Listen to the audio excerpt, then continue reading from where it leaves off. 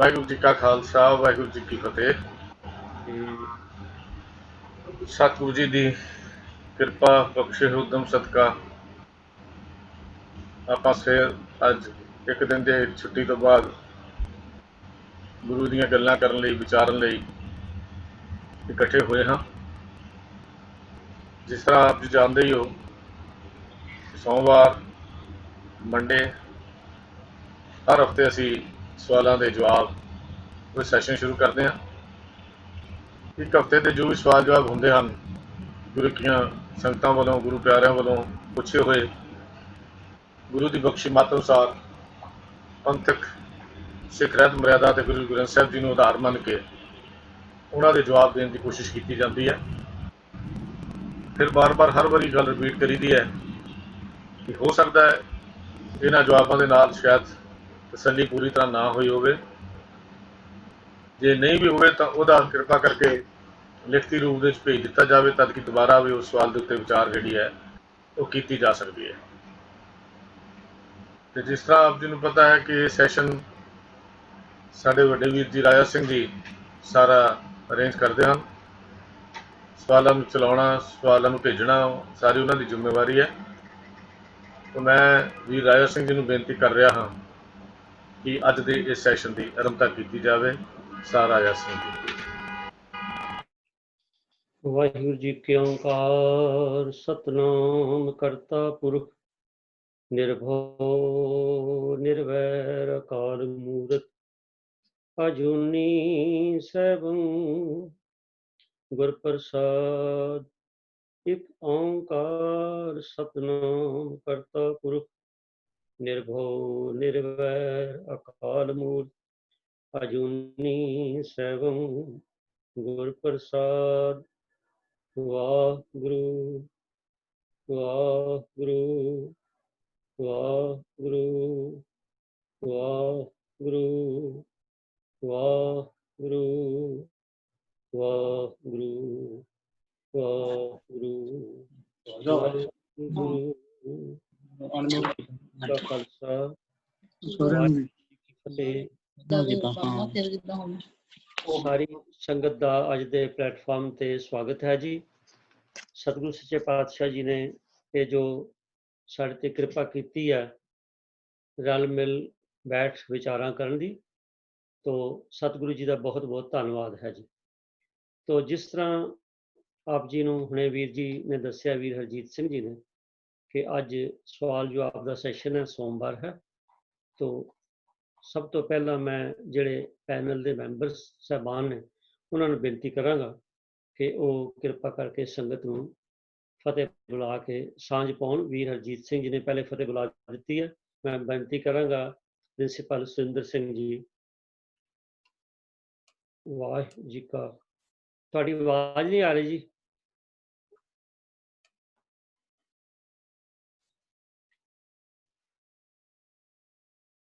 Mute ਕਰ ਲਓ ਜੀ, ਆਵਾਜ਼ ਨਹੀਂ ਆ ਰਹੀ। ਵਾਹਿਗੁਰੂ ਜੀ ਕਾ ਖਾਲਸਾ ਵਾਹਿਗੁਰੂ ਜੀ ਕੀ ਫਤਿਹ ਜੀ। ਵਾਹਿਗੁਰੂ ਜੀ ਕੀ ਫਤਿਹ। ਹਾਂਜੀ, ਵੀਰ ਤਜਿੰਦਰ ਸਿੰਘ ਜੀ ਆਸਟ੍ਰੇਲੀਆ ਤੋਂ।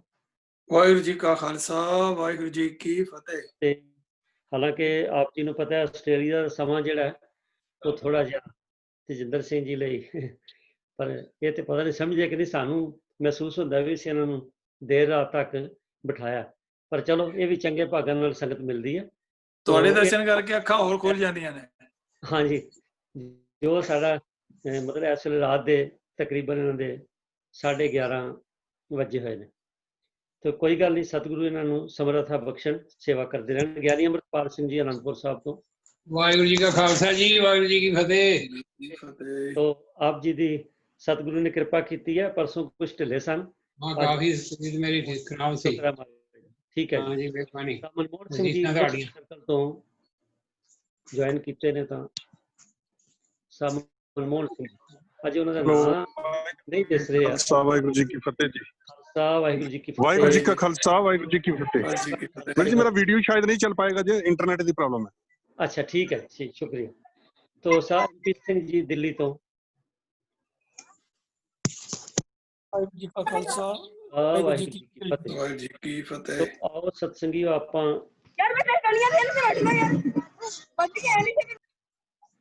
ਕਿਸੇ ਦਾ ਮੇਰੇ ਖਿਆਲ ਹੈ ਵੀ ਸ਼ਾਇਦ ਮਿਊਟ ਨਹੀਂ ਹੋਇਆ ਦਾ, ਆਵਾਜ਼ ਆ ਰਹੀ ਕਿਸੇ ਬੱਚੇ ਦੀ ਵਿੱਚ। ਚਲੋ ਠੀਕ ਹੈ, ਆਪੇ ਖਿਆਲ ਰੱਖਣਗੇ। ਸਾਰੇ ਪਾਰਟਿਸਪੈਂਟ ਨੂੰ, ਜਿਨ੍ਹਾਂ ਦੇ ਪੈਨਲ ਦੇ ਮੈਂਬਰਾਂ ਨੂੰ, ਆਪਾਂ ਉਹਨੂੰ ਫੋਨ ਮਿਊਟ ਕਰ ਲਓ। ਜਦੋਂ ਉਹਦੀ ਵਾਰੀ ਹੋਊਗੀ ਉਹਨੂੰ ਅਨਮਿਊਟ ਕਰਕੇ ਫਿਰ ਜਵਾਬ ਦੇਣਾ। ਠੀਕ ਹੈ ਜੀ, ਅਮਰੀਕਾ 'ਚ ਬੈਠਾ ਕਰ ਠੀਕ ਹੈ ਜੀ। ਤੋ ਸਾਧ ਸੰਗਤ ਜੀ, ਬੇਨਤੀ ਕਰਦੇ ਆ, ਪਹਿਲਾ ਸਵਾਲ ਜਿਹੜਾ ਲੈਣ ਲੱਗੇ ਆ ਤੇ ਇਹ ਹੈ ਸ੍ਰੀ ਗੁਰੂ ਗ੍ਰੰਥ ਸਾਹਿਬ ਜੀ ਦੇ ਸਰੂਪ ਬਾਰੇ। ਤੋ ਸਾਡੇ ਕੌਮ ਦੇ ਵਿੱਚ ਇਹ ਹੁੰਦਾ ਸਤਿਗੁਰੂ ਦੇ ਹੁਕਮ 'ਚ ਹੈ, ਪਰ ਇਹ ਸਾਡੀ ਤਰਾਸਦੀ ਹੈ ਕਿ ਬਹੁਤ ਸਾਰੀਆਂ ਗੱਲਾਂ ਅੱਜ ਇੰਨੀਆਂ ਸਦੀਆਂ ਬੀਤਣ ਤੋਂ ਬਾਅਦ ਵੀ ਕਨਫਿਊਜ਼ਨ ਵਿੱਚ ਹਨ। ਉਹਦੇ ਕਾਰਨ ਕਈ ਹੋ ਸਕਦੇ ਨੇ ਜਿਹੜੇ ਆਪਾਂ ਇਸ ਵੇਲੇ ਨਹੀਂ ਇੱਥੇ ਡਿਸਕਸ ਕਰਨੇ, ਪਰ ਉਹਨਾਂ 'ਚੋਂ ਇੱਕ ਜਿਹੜਾ ਸਵਾਲ ਅੱਜ ਸਾਨੂੰ ਆਇਆ ਉਹ ਬੜਾ ਅਹਿਮ ਹੈ ਕਿ ਜਿਹੜੀ ਗੁਰੂ ਗ੍ਰੰਥ ਸਾਹਿਬ ਜੀ ਦੀ ਸਭ ਤੋਂ ਪਹਿਲੀ ਬੀੜ ਗੁਰੂ ਅਰਜਨ ਸਾਹਿਬ ਜੀ ਨੇ ਭਾਈ ਗੁਰਦਾਸ ਜੀ ਤੋਂ ਲਿਖਾਈ ਸੀ, ਉਹ ਕਿੱਥੇ ਹੈ? ਤੋ ਇਹ ਸਵਾਲ ਜਿਹੜਾ ਇਹ ਅਵਤਾਰ ਸਿੰਘ ਜੀ ਨੇ ਭੇਜਿਆ ਬੀੜ ਸਾਹਿਬ ਸਰਕਲ ਤੋਂ। ਤੋ ਇਹ ਪੂਰਾ ਸਵਾਲ ਮੈਂ ਪੜ੍ਹ ਦੇਣਾ। ਸ੍ਰੀ ਗੁਰੂ ਗ੍ਰੰਥ ਸਾਹਿਬ ਜੀ ਦਾ ਮੁੱਢਲਾ ਸਰੂਪ, ਜਿਸ ਦੀ ਲਿਖਾਈ ਸੇਵਾ ਭਾਈ ਗੁਰਦਾਸ ਜੀ ਨੇ ਨਿਭਾਈ ਸੀ, ਉਹ ਸਰੂਪ ਅੱਜ ਕੱਲ੍ਹ ਕਿੱਥੇ ਹੈ ਅਤੇ ਕਿਸ ਕੋਲ ਹੈ? ਕੌਮ ਦੇ ਆਗੂਆਂ ਵੱਲੋਂ ਇਸ ਦੀ ਪ੍ਰਾਪਤੀ ਲਈ ਹੁਣ ਤੱਕ ਕੀ ਉਪਰਾਲਾ ਕੀਤਾ ਗਿਆ ਹੈ? ਤੋ ਮੈਂ ਬੇਨਤੀ ਕਰਾਂਗਾ ਸਰ ਮਨਮੋਹਨ ਸਿੰਘ ਜੀ ਪੁੰਛ ਸਰਕਲ ਤੋਂ ਕਿ ਉਹ ਕਿਰਪਾ ਕਰਕੇ ਇਹ 'ਤੇ ਚਾਨਣਾ ਪਾਉਣ।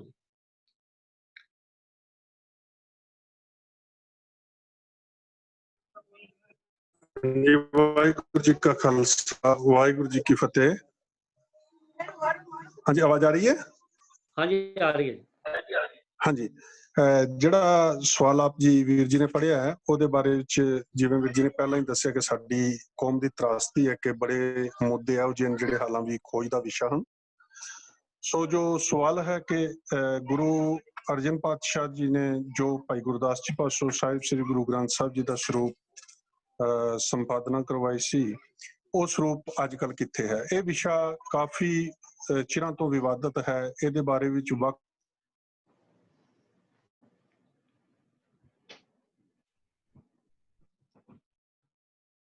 ਆਵਾਜ਼ ਕੱਟ ਗਈ ਹੈ।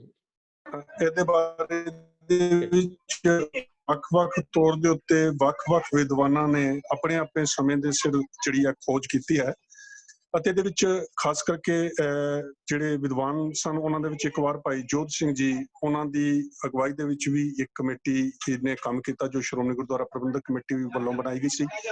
ਉਸ ਤੋਂ ਪਹਿਲਾਂ ਇੱਕ ਡਾਕਟਰ ਪਿਆਰ ਸਿੰਘ ਜੀ ਗੁਰੂ ਨਾਨਕ ਦੇਵ ਯੂਨੀਵਰਸਿਟੀ ਦੇ, ਉਹਨਾਂ ਦੇ ਜੋ ਹੈ ਅਗਵਾਈ ਦੇ ਵਿੱਚ ਵੀ ਇੱਕ ਕਮੇਟੀ ਨੇ ਕੰਮ ਕੀਤਾ। ਭਾਈ ਕਾਹਨ ਸਿੰਘ ਜੀ ਨਾਭਾ ਨੇ ਵੀ ਆਪਣੇ ਤੌਰ ਦੇ ਉੱਤੇ ਜੋ ਦਾਅਵਾ ਕੀਤਾ ਜਾਂਦਾ ਸੀ ਕਰਤਾਰਪੁਰ ਵਾਲੀ ਬੀੜ ਦਾ ਧੀਰਮਲੀਆਂ ਵੱਲੋਂ, ਉਹਦੇ ਉੱਤੇ ਉਹਨਾਂ ਨੇ ਵੀ ਕੰਮ ਕੀਤਾ। ਪਰ ਬਦਕਿਸਮਤੀ ਇਹ ਹੈ ਕਿ ਜਦੋਂ ਭਾਈ ਕਾਹਨ ਸਿੰਘ ਜੀ ਨਾਭਾ ਨੇ ਆਪਣਾ ਜੋ ਨਿਰਣਾ ਦਿੱਤਾ, ਜੋ ਮਹਾਰਾਜ ਦਾ ਸਰੂਪ ਭਾਈ ਕਾਹਨ ਸਿੰਘ ਜੀ ਨਾਭਾ ਨੂੰ ਦਰਸ਼ਨ ਕਰਵਾਏ ਗਏ, ਜਿਹਦੇ ਉੱਤੇ ਉਹਨਾਂ ਨੇ ਖੋਜ ਕੀਤੀ, ਉਹਦੇ ਨਾਲੋਂ ਜੋ ਦੂਜੀਆਂ ਕਮੇਟੀਆਂ ਸਨ ਉਹਨਾਂ ਨੂੰ ਜੋ ਸਰੂਪ ਦਿਖਾਏ ਗਏ ਉਹ ਬਿਲਕੁਲ ਅਲੱਗ ਸਨ। ਇਸ ਤੋਂ ਭਾਵ ਇਹ ਸਪਸ਼ਟ ਹੁੰਦਾ ਸੀ ਕਿ ਵੱਖ-ਵੱਖ ਬੀੜ ਨੂੰ ਧੀਰਮਲੀਆਂ ਨੇ ਕਰਤਾਰਪੁਰ ਦੀ ਬੀੜ ਦੇ ਰੂਪ ਦੇ ਵਿੱਚ ਜੋ ਸੀ ਉਹ ਸੰਗਤਾਂ ਦੇ ਸਾਹਮਣੇ ਜਾਂ ਸਿੱਖਾਂ ਦੇ ਸਾਹਮਣੇ ਪੇਸ਼ ਕਰਨ ਦਾ ਯਤਨ ਕੀਤਾ। ਪਰ ਇਹ ਜੋ ਸੀ ਕੋਰਟ ਦੇ ਅੰਦਰ ਵੀ ਇਹਦਾ ਕੇਸ ਚੱਲਿਆ, ਜਿਹਦੇ ਵਿੱਚ 2 ਅੰਗਰੇਜ਼ ਅਫੀਸਰ ਵੀ ਨਿਯਤ ਕੀਤੇ ਗਏ ਸਨ। ਉਹਨਾਂ ਅੰਗਰੇਜ਼ ਅਫੀਸਰਾਂ ਨੇ ਵੀ ਕੁਝ ਸਿੱਖ ਵਿਦਵਾਨਾਂ ਨੂੰ ਆਪਣੇ ਨਾਲ ਲੈ ਕੇ ਇਸ ਬੀੜ ਦੇ ਬਾਰੇ ਵਿੱਚ ਜੋ ਸੀ ਉਹ ਪੜਤਾਲ ਕਰਨ ਦਾ ਯਤਨ ਸੀ। ਪਰ ਗੱਲ ਆ ਕੇ ਇੱਥੇ ਹੀ ਮੁੱਕਦੀ ਹੈ ਕਿ ਇਸ ਬੀੜ ਦੇ ਬਾਰੇ ਵਿੱਚ ਜੋ ਇਸ ਵਕਤ ਤੱਕ ਕੋਈ ਪਤਾ ਨਹੀਂ ਚੱਲ ਰਿਹਾ, ਕਿਉਂਕਿ ਜੋ ਵੱਖ-ਵੱਖ ਵਿਦਵਾਨਾਂ ਨੇ ਜੋ ਨਿਰਣੇ ਦਿੱਤੇ ਹਨ, ਉਹਦੇ ਵਿੱਚ ਇੱਕ ਭਾਈ ਜੋਧ ਸਿੰਘ ਜੀ ਦੀ ਅਗਵਾਈ ਵਿੱਚ ਜੋ ਕਮੇਟੀ ਬਣੀ, ਉਸ ਨੂੰ ਛੱਡ ਕੇ ਜੋ ਭਾਈ ਪਿਆਰ ਸਿੰਘ ਜੀ ਦੀ ਅਗਵਾਈ 'ਚ ਕਮੇਟੀ ਬਣੀ, ਜਿਹਦੇ ਵਿੱਚ ਭਾਈ ਜੋਧ ਸਿੰਘ ਵੀ ਮੈਂਬਰ ਸਨ, ਅਤੇ ਉਹਨਾਂ ਦੇ ਨਾਲ ਜੋ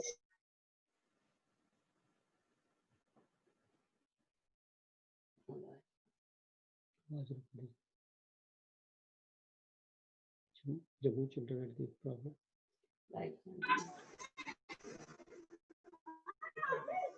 ਉਸ ਤੋਂ ਬਾਅਦ ਜੋ ਹੋਰ ਵਿਦਵਾਨਾਂ ਨੇ ਭਾਈ ਜੋਧ ਸਿੰਘ ਜੀ ਨੂੰ ਛੱਡ ਕੇ, ਇੱਕ ਭਾਈ ਜੋਧ ਸਿੰਘ ਜੀ ਨੂੰ ਛੱਡ ਕੇ ਜੋ ਉਹਨਾਂ ਦੀ ਅਗਵਾਈ 'ਚ ਕਮੇਟੀ ਬਣੀ, ਉਸ ਤੋਂ ਇਲਾਵਾ ਭਾਈ ਪਿਆਰ ਸਿੰਘ ਜੀ ਦੀ ਜੋ ਅਗਵਾਈ ਵਿੱਚ ਕਮੇਟੀ ਬਣੀ, ਡਾਕਟਰ ਪਿਆਰ ਸਿੰਘ ਜੀ ਦੀ, ਉਹਦੇ ਵਿੱਚ ਪ੍ਰਿੰਸੀਪਲ ਗੰਗਾ ਸਿੰਘ ਜੀ ਵੀ ਸਨ ਅਤੇ ਹੋਰ ਵੀ ਵਿਦਵਾਨ ਸਨ।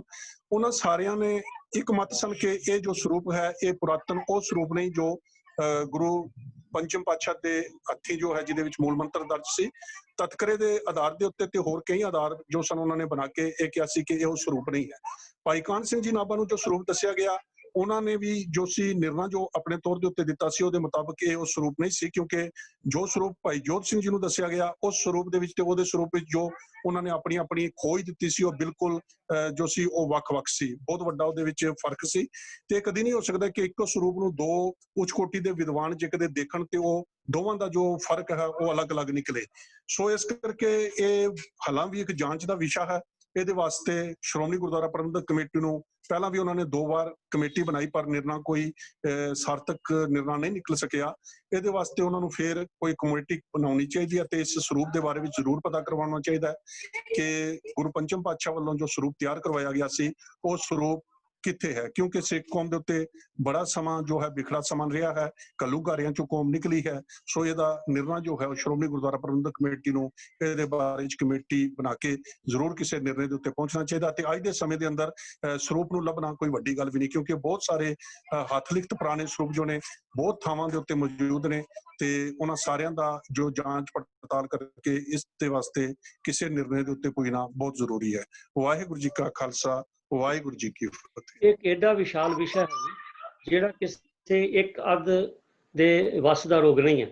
ਇਹ ਤਾਂ ਸਾਡੀ ਜਿਹੜੀ ਸਰਬੋਰ ਜਥੇਬੰਦੀ ਹੈ ਸ਼੍ਰੋਮਣੀ ਗੁਰਦੁਆਰਾ ਪ੍ਰਬੰਧਕ ਕਮੇਟੀ, ਉਹਨੂੰ ਕਰਨਾ ਚਾਹੀਦਾ ਸੀ, ਕਿਉਂਕਿ ਸ਼੍ਰੋਮਣੀ ਗੁਰਦੁਆਰਾ ਪ੍ਰਬੰਧਕ ਕਮੇਟੀ ਨੂੰ ਹੋਂਦ 'ਚ ਆਇਆ ਵੀ ਤਕਰੀਬਨ 1 ਸਦੀ ਹੋ ਗਈ ਹੈ ਤੇ ਜੇ ਐਡਾ ਅਹਿਮ ਮਸਲਾ ਅੱਜ ਤੱਕ ਨਹੀਂ ਹੱਲ ਹੋ ਸਕਿਆ ਤੇ ਇਹਦਾ ਮਤਲਬ ਇਹ ਹੈ ਕਿ ਪ੍ਰੋਪਰ ਧਿਆਨ ਨਹੀਂ ਦਿੱਤਾ ਗਿਆ।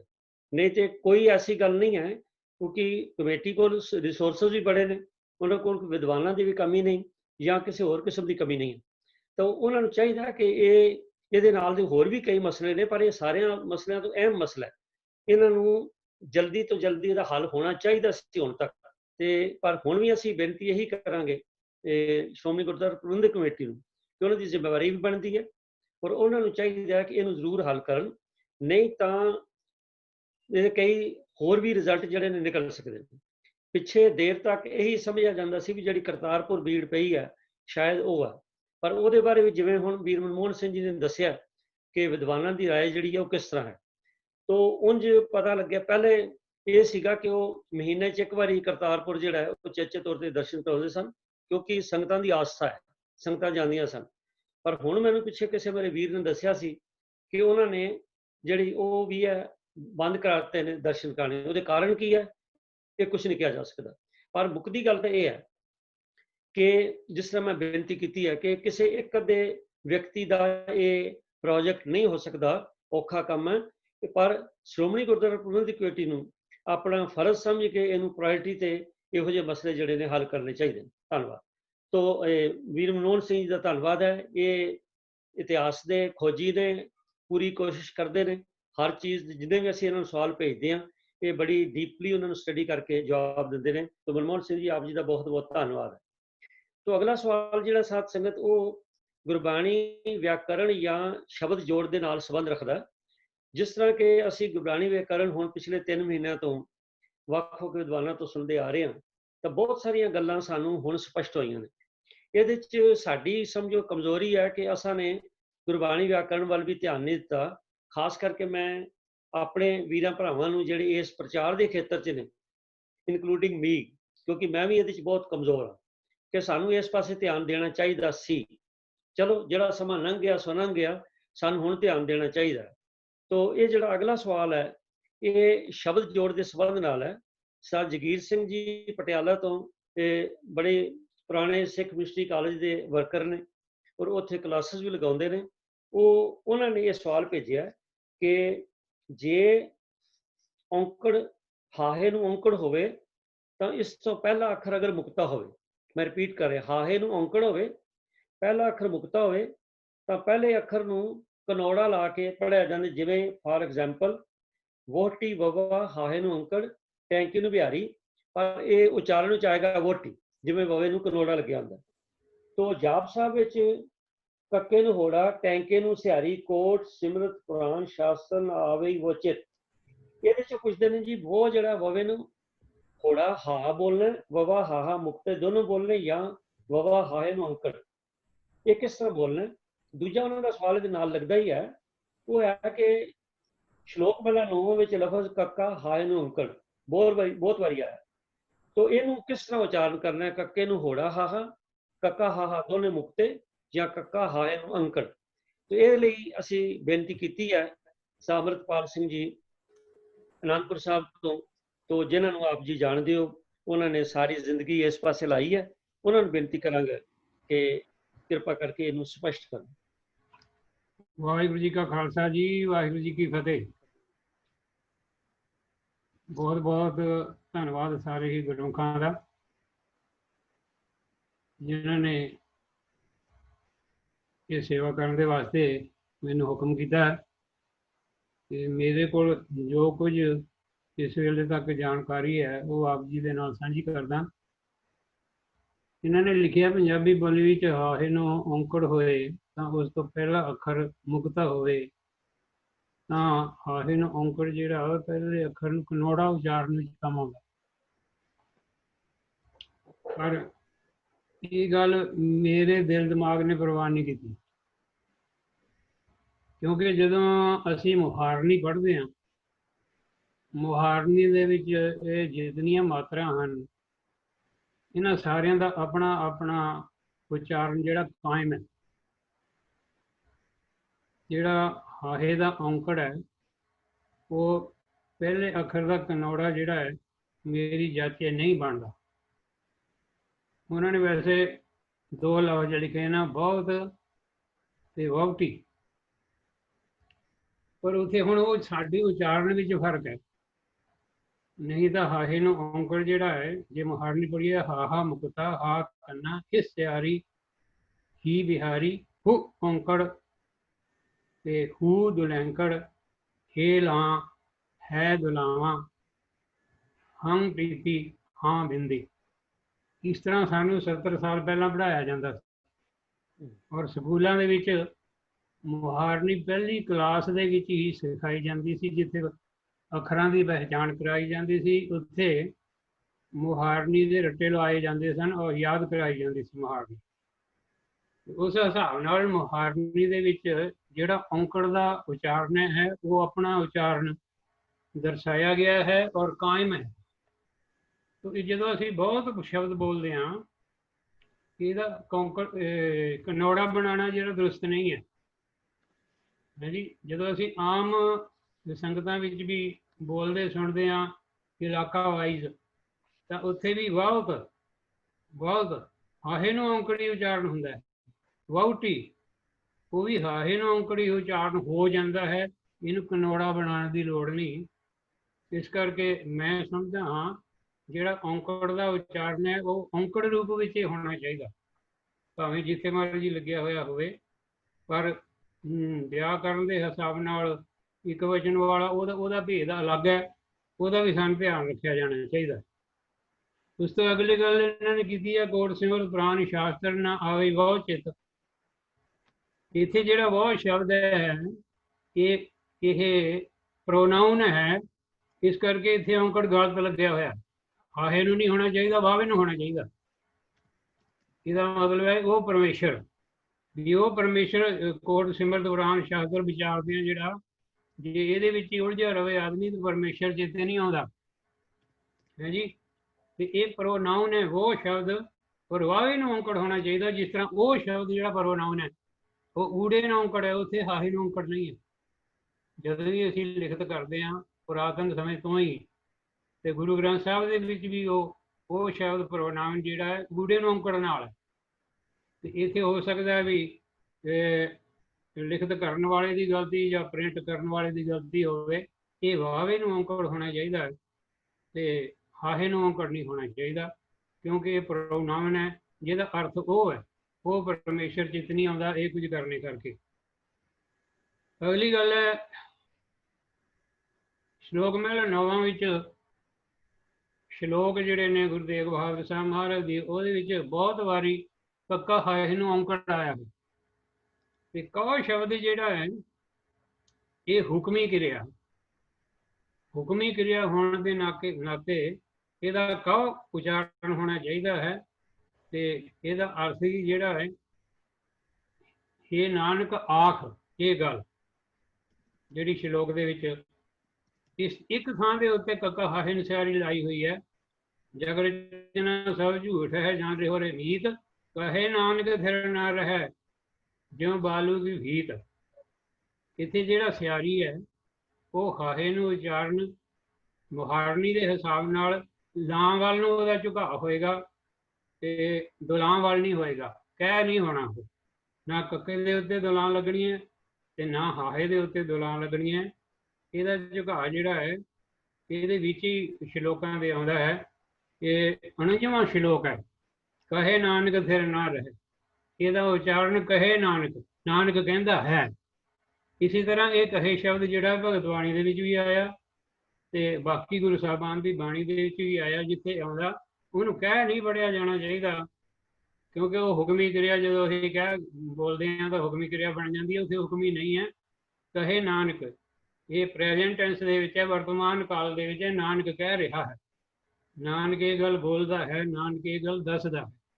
ਇਸ ਕਰਕੇ ਜਿੱਥੇ ਅੱਛਾ ਫਿਰ ਹੋਰ ਗੱਲ ਹੈ, ਕਿਤੇ ਕਿਤੇ ਇਹ ਸ਼ਬਦ ਜਿਹੜਾ ਹੈ ਕਹੈ ਕੱਕਾ ਹਾਹੇ ਨੂੰ ਦੁਲਾਵਾਂ ਵੀ ਆਈਆਂ ਨੇ ਤੇ ਉੱਥੇ ਵੀ ਉਹ ਹੁਕਮੀ ਕਿਰਿਆ ਨਹੀਂ ਹੈ।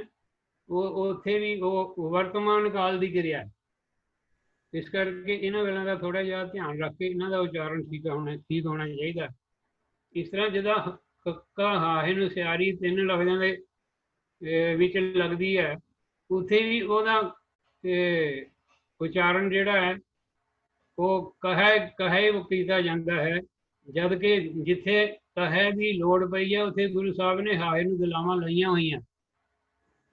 ਉੱਥੇ ਹਾਹੇ ਦੀ ਉਚਾਰਨ ਕੀਤੀ ਹੋਈ ਗਾਵੇਂ ਉਚਾਰਨ ਹੋਣਾ ਚਾਹੀਦਾ, ਗਾਵੈਂ ਨਹੀਂ ਹੋਣਾ ਚਾਹੀਦਾ। ਗਾਵੈਂ ਨਹੀਂ ਹੋਣਾ ਚਾਹੀਦਾ। ਬਹੁਤ ਥਾਂ ਆਇਆ ਹੈ ਗੁਰਬਾਣੀ ਦੇ ਵਿੱਚ, ਇਹਨਾਂ ਗੱਲਾਂ ਦਾ ਧਿਆਨ ਰੱਖਣਾ ਚਾਹੀਦਾ ਹੈ। ਜਿਹੜੀ ਨੌਵੇਂ ਪਾਤਸ਼ਾਹ ਦੇ ਸ਼ਲੋਕਾਂ ਦੇ ਵਿੱਚ ਕਉ ਸ਼ਬਦ ਹੈ ਉਹ ਵੀ ਹੁਕਮੀ ਕਿਰਿਆ ਹੈ। ਉਹਦੇ ਅਰਥ ਵੀ ਹੁਕਮੀ ਕਿਰਿਆ ਦੇ ਵਿੱਚ ਹੀ ਹੋਣੇ ਚਾਹੀਦੇ ਹਨ। ਤੇ ਵੈਸੇ ਮੈਂ ਜਿਹੜਾ ਟੀਕਾ ਮੇਰੇ ਸਾਹਮਣੇ ਆਇਆ ਉਹਦੇ ਵਿੱਚ ਉਹਨਾਂ ਨੇ ਇਹ ਅਰਥ ਕੀਤੇ ਆ ਵੀ ਨਾਨਕ ਆਖਦਾ ਹੈ। ਇਹ ਗੱਲ ਨਹੀਂ ਹੈ ਉੱਥੇ। ਇਹ ਅਰਥ ਜਿਹੜੇ ਆ ਇੱਥੇ ਜੱਜਦੇ ਨਹੀਂ ਆ ਔਰ ਨਾ ਹੀ ਉਹ ਲਾਗੂ ਹੁੰਦੇ ਆ। ਕਹੋ ਨਾਨਕ, ਉੱਥੇ ਨਾਨਕ ਤੂੰ ਇਹ ਗੱਲ ਕਹਿ, ਕਿਉਂਕਿ ਨਾਨਕ ਨੂੰ ਸਮਝ ਆ ਗਈ ਹੈ। ਇਸ ਕਰਕੇ ਗੁਰੂ ਸਾਹਿਬ ਨੇ ਆਪਣੇ ਆਪ ਨੂੰ ਸੰਬੋਧਨ ਕਰਕੇ ਜਿਹੜਾ ਉਹ ਵਿਚਾਰ ਸੀ ਸੰਗਤਾਂ ਦੇ ਵਿੱਚ ਔਰ ਆਮ ਲੋਕਾਂ ਤੱਕ ਪਹੁੰਚਾਉਣ ਦੇ ਵਾਸਤੇ ਆਪਣੇ ਆਪ ਨੂੰ ਹੀ ਸੰਬੋਧਨ ਕੀਤਾ ਹੋਇਆ ਹੈ। ਜਿਸ ਕਰਕੇ ਉਹਦਾ ਉਚਾਰਨ ਨਾ ਕਹਿ ਹੋਣਾ, ਉਹਦਾ ਕਹੋ ਜਾਣਾ। ਕੱਕਾ ਹਾਹੇ ਨੂੰ ਔਂਕੜ, ਕਨੌੜਾ ਨਹੀਂ ਬੋਲਿਆ ਜਾਣਾ ਚਾਹੀਦਾ, ਹਾਹੇ ਨੂੰ ਔਂਕੜ ਹੀ ਬੋਲਿਆ ਜਾਣਾ ਚਾਹੀਦਾ ਹੈ। ਤੋ ਇਹ ਜਿਹੜੀਆਂ ਥੋੜ੍ਹੀ ਜਿਹੀ ਵਿਚਾਰ ਹੈ ਉਹ ਆਪ ਜੀ ਦੇ ਨਾਲ ਮੈਂ ਸਾਂਝੀ ਕਰਦਾ। ਕਹੋ ਨਾਨਕ ਸੁਣ ਰੇ ਮਨਾ ਕਰ ਕੀਰਤਨ ਹੋਏ ਉਧਾਰ, ਉੱਥੇ ਕਹਾ ਹਾਹੇ ਨੂੰ ਔਂਕੜ ਹੈ ਜੀ। ਇਸੇ ਤਰ੍ਹਾਂ ਪੂਜਾ ਅਰਚਾ ਆਹੇ ਨ ਤੋਰੀ, ਕਹੇ ਰਵਿਦਾਸ ਕਵਣ ਕਾ ਤੋਰੀ। ਭਗਤ ਬਾਣੀ ਦੇ ਵਿੱਚ ਆਹੇ ਨਸਿਆਰੀ ਹੈ। ਕਹੇ ਕਬੀਰ ਬੁੱਧ ਹਿਰਲੀ ਮੇਰੀ, ਬੁੱਧ ਬਦਲੀ ਸਿੱਧ ਪਾਈ। ਇੱਥੇ ਵੀ ਹਾਏ ਬਹੁਤ ਸਾਰੀਆਂ ਥਾਵਾਂ ਦੇ ਉੱਤੇ ਭਗਤਾਂ ਦੀ ਬਾਣੀ ਦੇ ਵਿੱਚ, ਗੁਰੂ ਸਾਹਿਬ ਦੀ ਬਾਣੀ ਦੇ ਵਿੱਚ ਇਸ ਤਰ੍ਹਾਂ ਇਹ ਲਿਖਤਾਂ ਆਈਆਂ ਨੇ ਜਿਨ੍ਹਾਂ ਦਾ ਉਚਾਰਨ ਮੁਹਾਰਨੀ ਯਾਦ ਕਰਕੇ ਠੀਕ ਕੀਤਾ ਜਾ ਸਕਦਾ ਹੈ। ਕਹੈ ਨਾਨਕ ਰਾਮ ਭਜ ਲੈ ਜਾ ਤਾਂ ਅਵਸਰ ਗੀਤ, ਉੱਥੇ ਦੁਲਾਵਾਂ ਨਾਲ ਆਇਆ ਕਹੈ, ਕੋਈ ਪ੍ਰੈਜੈਂਟ ਕਿਰਿਆ ਵਰਤਮਾਨ ਕਿਰਿਆ ਦੇ ਵਿੱਚ ਹੈ। ਤੇ ਕੱਕਾ ਹਾਹੇ ਨੂੰ ਸਿਆਰੀ ਵੀ ਵਰਤਮਾਨ ਕਿਰਿਆ, ਕੱਕਾ ਹਾਹੇ ਨੂੰ ਦੁਲਾਵਾਂ ਵੀ ਵਰਤਮਾਨ ਕਿਰਿਆ ਹੈ। ਤੇ ਕੱਕਾ ਹਾਹੇ ਨੂੰ ਔਂਕੜ ਜਿਹੜਾ ਹੈ ਉਹ ਹੁਕਮੀ ਕਿਰਿਆ। ਇਸ ਕਰਕੇ ਉਹਦਾ ਉਚਾਰਨ ਜਿਹੜਾ ਕਹੋ ਹੋਣਾ ਚਾਹੀਦਾ, ਕਹੋ ਕਨੌੜੇ ਨਾਲ ਨਹੀਂ ਹੋਣਾ, ਕੱਕੇ ਨੂੰ ਕਨੌੜਾ ਨਹੀਂ ਲੱਗਣਾ, ਹਾਹੇ ਦਾ ਔਂਕੜੇ ਬੋਲਿਆ ਜਾਣਾ। ਸੋ ਇਸ ਤਰ੍ਹਾਂ ਦੀ ਵਿਚਾਰ ਜਿਹੜੀ ਹੈ ਜੋ ਕੁਝ ਅਸੀਂ ਸਿੱਖਿਆ ਅੱਜ ਤੱਕ ਵਿਦਵਾਨਾਂ ਕੋਲੋਂ ਔਰ ਉਸਤਾਦ ਸਾਹਿਬਾਨ ਕੋਲੋਂ, ਪਹਿਲੀ ਤੋਂ ਲੈ ਕੇ 11ਵੀਂ ਕਲਾਸ ਤੱਕ ਮੈਂ ਖਾਲਸਾ ਸਕੂਲ ਦੇ ਵਿੱਚ ਰਿਹਾ ਤੇ ਸਾਡੇ ਜਿਹੜੇ ਟੀਚਰ ਸਨ ਬੜੇ ਹੀ ਸਿਆਣੇ ਔਰ ਬਹੁਤ ਸਾਰੀਆਂ ਭਾਸ਼ਾਵਾਂ ਜਾਣਨ ਵਾਲੇ ਸਨ ਉਸ ਵੇਲੇ, ਕਿਉਂਕਿ ਮੈਂ ਪੰਜਾਬ ਦੇ ਵਿੱਚ ਪਹਿਲੀ ਕਲਾਸ ਵਿੱਚ ਦਾਖਲ ਹੋਇਆ ਸਾਂ ਤੇ ਇਹ ਪਹਿਲੀ ਕਲਾਸ ਤੋਂ ਹੀ ਸਾਨੂੰ ਸਿੱਖਿਆ ਮਿਲਦੀ ਜਾਂਦੀ ਸੀ। ਤੇ ਉਹਦੇ ਹਿਸਾਬ ਨਾਲ ਮੈਂ ਆਪ ਜੀ ਦੇ ਨਾਲ ਵਿਚਾਰ ਸਾਂਝੇ ਕੀਤੇ ਨੇ। ਹੋਰ ਗੁਰੂ ਕੇ ਲਾਲ ਜਿਹੜੇ ਹਨ ਸਿਆਣੇ ਸਿਆਣੇ ਬੈਠੇ ਨੇ ਇੱਥੇ, ਉਹ ਆਪਣੀ ਵਿਚਾਰ ਕਰਕੇ ਸਾਡੀ ਵੀ ਸੁਧਾਈ ਕਰ ਸਕਦੇ ਨੇ। ਭੁੱਲ ਚੁੱਕ ਖਿਮਾ। ਵਾਹਿਗੁਰੂ ਜੀ ਕਾ ਖਾਲਸਾ, ਵਾਹਿਗੁਰੂ ਜੀ ਕੀ ਫਤਿਹ। ਸ਼ੁਕਰੀਆ ਗਿਆਨੀ ਜੀ। ਗਿਆਨੀ ਜੀ ਨੇ ਬੜੇ ਵਿਸਥਾਰ ਸਹਿਤ ਇਹ ਸਮਝਾਇਆ ਵੀ ਕਿਸ ਤਰ੍ਹਾਂ ਆਪਾਂ ਔਂਕੜ ਕਿੱਥੇ ਬੋਲਣੀ ਹੈ। ਤੋ ਇਹ ਜਿੱਥੇ ਇਹਨਾਂ ਦਾ ਧੰਨਵਾਦ ਹੈ, ਉੱਥੇ ਮੈਂ ਬੇਨਤੀ ਕਰਦਾ ਕਿ ਜਿਹੜੀ ਇਹਨਾਂ ਨੇ ਗੱਲ ਕਹੀ ਹੈ ਕਿ ਮੁਹਾਰਨੀ, ਇਹ ਸਾਡੇ ਵੇਲੇ ਵੀ, ਕਿਉਂਕਿ ਗਿਆਨੀ ਜੀ ਤਕਰੀਬਨ ਆਪਾਂ ਆਲਮੋਸਟ ਹਮਉਮਰ ਹਾਂ, ਤੇ ਮੈਨੂੰ ਵੀ ਯਾਦ ਹੈ ਕਿ ਮੁਹਾਰਨੀ ਬੜੀ ਜ਼ਰੂਰੀ ਸੀ। ਰੋਜ਼ ਸਾਨੂੰ ਸਕੂਲ 'ਚ ਮੁਹਾਰਨੀ ਕਰਾਈ ਜਾਂਦੀ ਸੀ। ਕਰਨਾ ਮੁਕਤਾ ਸਾਰੇ ਜਿਹੜੀ ਚੀਜ਼ਾਂ ਨੇ ਉਹ ਰੋਜ਼ ਰੱਟੇ ਲਗਾਏ ਜਾਂਦੇ ਸਨ। ਹੁਣ ਤਾਂ ਲੱਗਦਾ ਵੀ ਗੱਲਾਂ ਪੁਰਾਣੀਆਂ ਹੋ ਗਈਆਂ ਨੇ।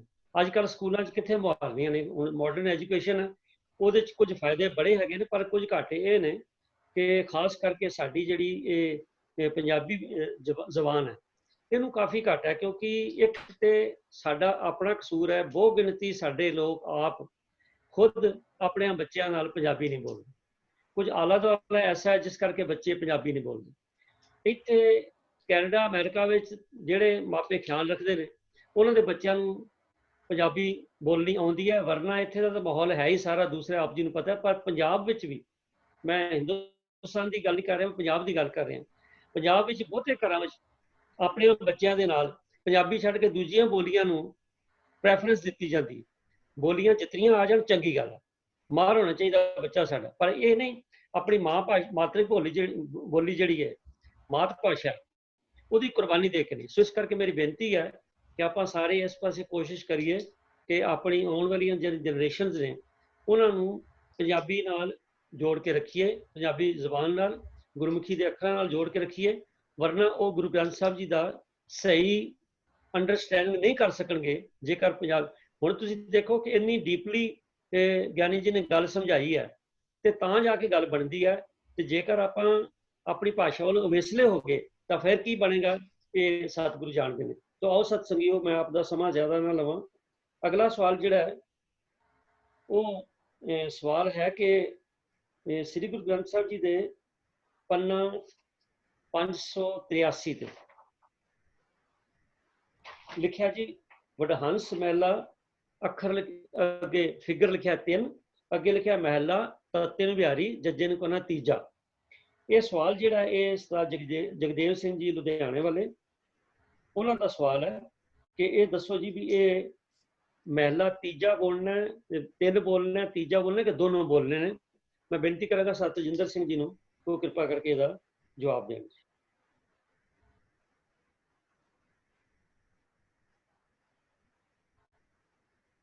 ਸਤਜਿੰਦਰ ਸਿੰਘ। ਵਾਹਿਗੁਰੂ ਜੀ ਕਾ ਖਾਲਸਾ, ਵਾਹਿਗੁਰੂ ਜੀ ਕੀ ਫਤਿਹ। ਜਿਵੇਂ ਕਿ ਆਪ ਨੂੰ ਪਤਾ ਹੈ ਕਿ ਗੁਰੂ ਅਰਜਨ ਦੇਵ ਮਹਾਰਾਜ ਜੀ ਨੇ ਜੋ ਗੁਰੂ ਗ੍ਰੰਥ ਸਾਹਿਬ ਦੀ ਸੰਪਾਦਨਾ ਵੇਲੇ ਗੁਰਬਾਣੀ ਨੂੰ ਸਹੀ ਤਰੀਕੇ ਨਾਲ ਸਮਝਿਆ ਗਿਆ ਹੈ, ਕਈ ਸੇਧਾਂ ਸਾਨੂੰ ਬਖਸ਼ਿਸ਼ ਕੀਤੀਆਂ ਹਨ। ਜਿਵੇਂ ਕਿ ਅਸੀਂ ਮਹੱਲਾ ਸਰੂਪ ਦੇ ਵਿੱਚ ਅਸੀਂ ਦੇਖਦੇ ਹਾਂ ਕਿ ਮਹੱਲੇ ਦਾ ਮਤਲਬ ਹੈ ਕਿ ਗੁਰੂ ਨਾਨਕ ਪਾਤਸ਼ਾਹ ਦਾ ਪਹਿਲਾ ਸਰੂਪ ਅਗਰ ਮਹੱਲਾ ਇੱਕ ਲਿਖਿਆ ਅੱਖਰ ਲਿਖਿਆ ਹੋਇਆ ਤੇ ਜੇ ਦੋ ਲਿਖਿਆ ਹੈ ਤੇ ਗੁਰੂ ਅੰਗਦ ਦੇਵ ਮਹਾਰਾਜ ਜੀ ਦੇ ਬਾਰੇ ਹੈ। ਇਸ ਤਰ੍ਹਾਂ ਹੀ ਗੁਰੂ ਅਮਰਦਾਸ ਮਹਾਰਾਜ ਦੇ ਇੱਥੇ ਨੌਵੇਂ ਪਾਤਸ਼ਾਹ ਨਾਲ ਵੀ ਜਿਹੜੇ ਸ਼ਬਦ ਹਨ, ਪੰਜਵੇਂ ਪਾਤਸ਼ਾਹ ਦੇ ਚੌਥੇ ਦੇ ਨੌਵੇਂ, ਉਹਨਾਂ ਦੇ ਸੰਕੇਤ ਦਿੱਤੇ ਹਨ। ਇਹੀ ਸੰਕੇਤ ਜਿਹੜੇ ਹਨ ਉਹ ਘਰਾਂ ਦੇ ਉੱਪਰ ਵੀ ਲਾਗੂ ਹੁੰਦੇ ਹਨ। ਜਿੱਥੇ ਘਰ ਲਿਖਿਆ ਹੈ ਉੱਥੇ ਵੀ ਘਰ ਜਿਹੜਾ ਹੈ ਉਹ ਉਸੇ ਤਰੀਕੇ ਨਾਲ ਅਸੀਂ ਬੋਲਦੇ ਹਾਂ।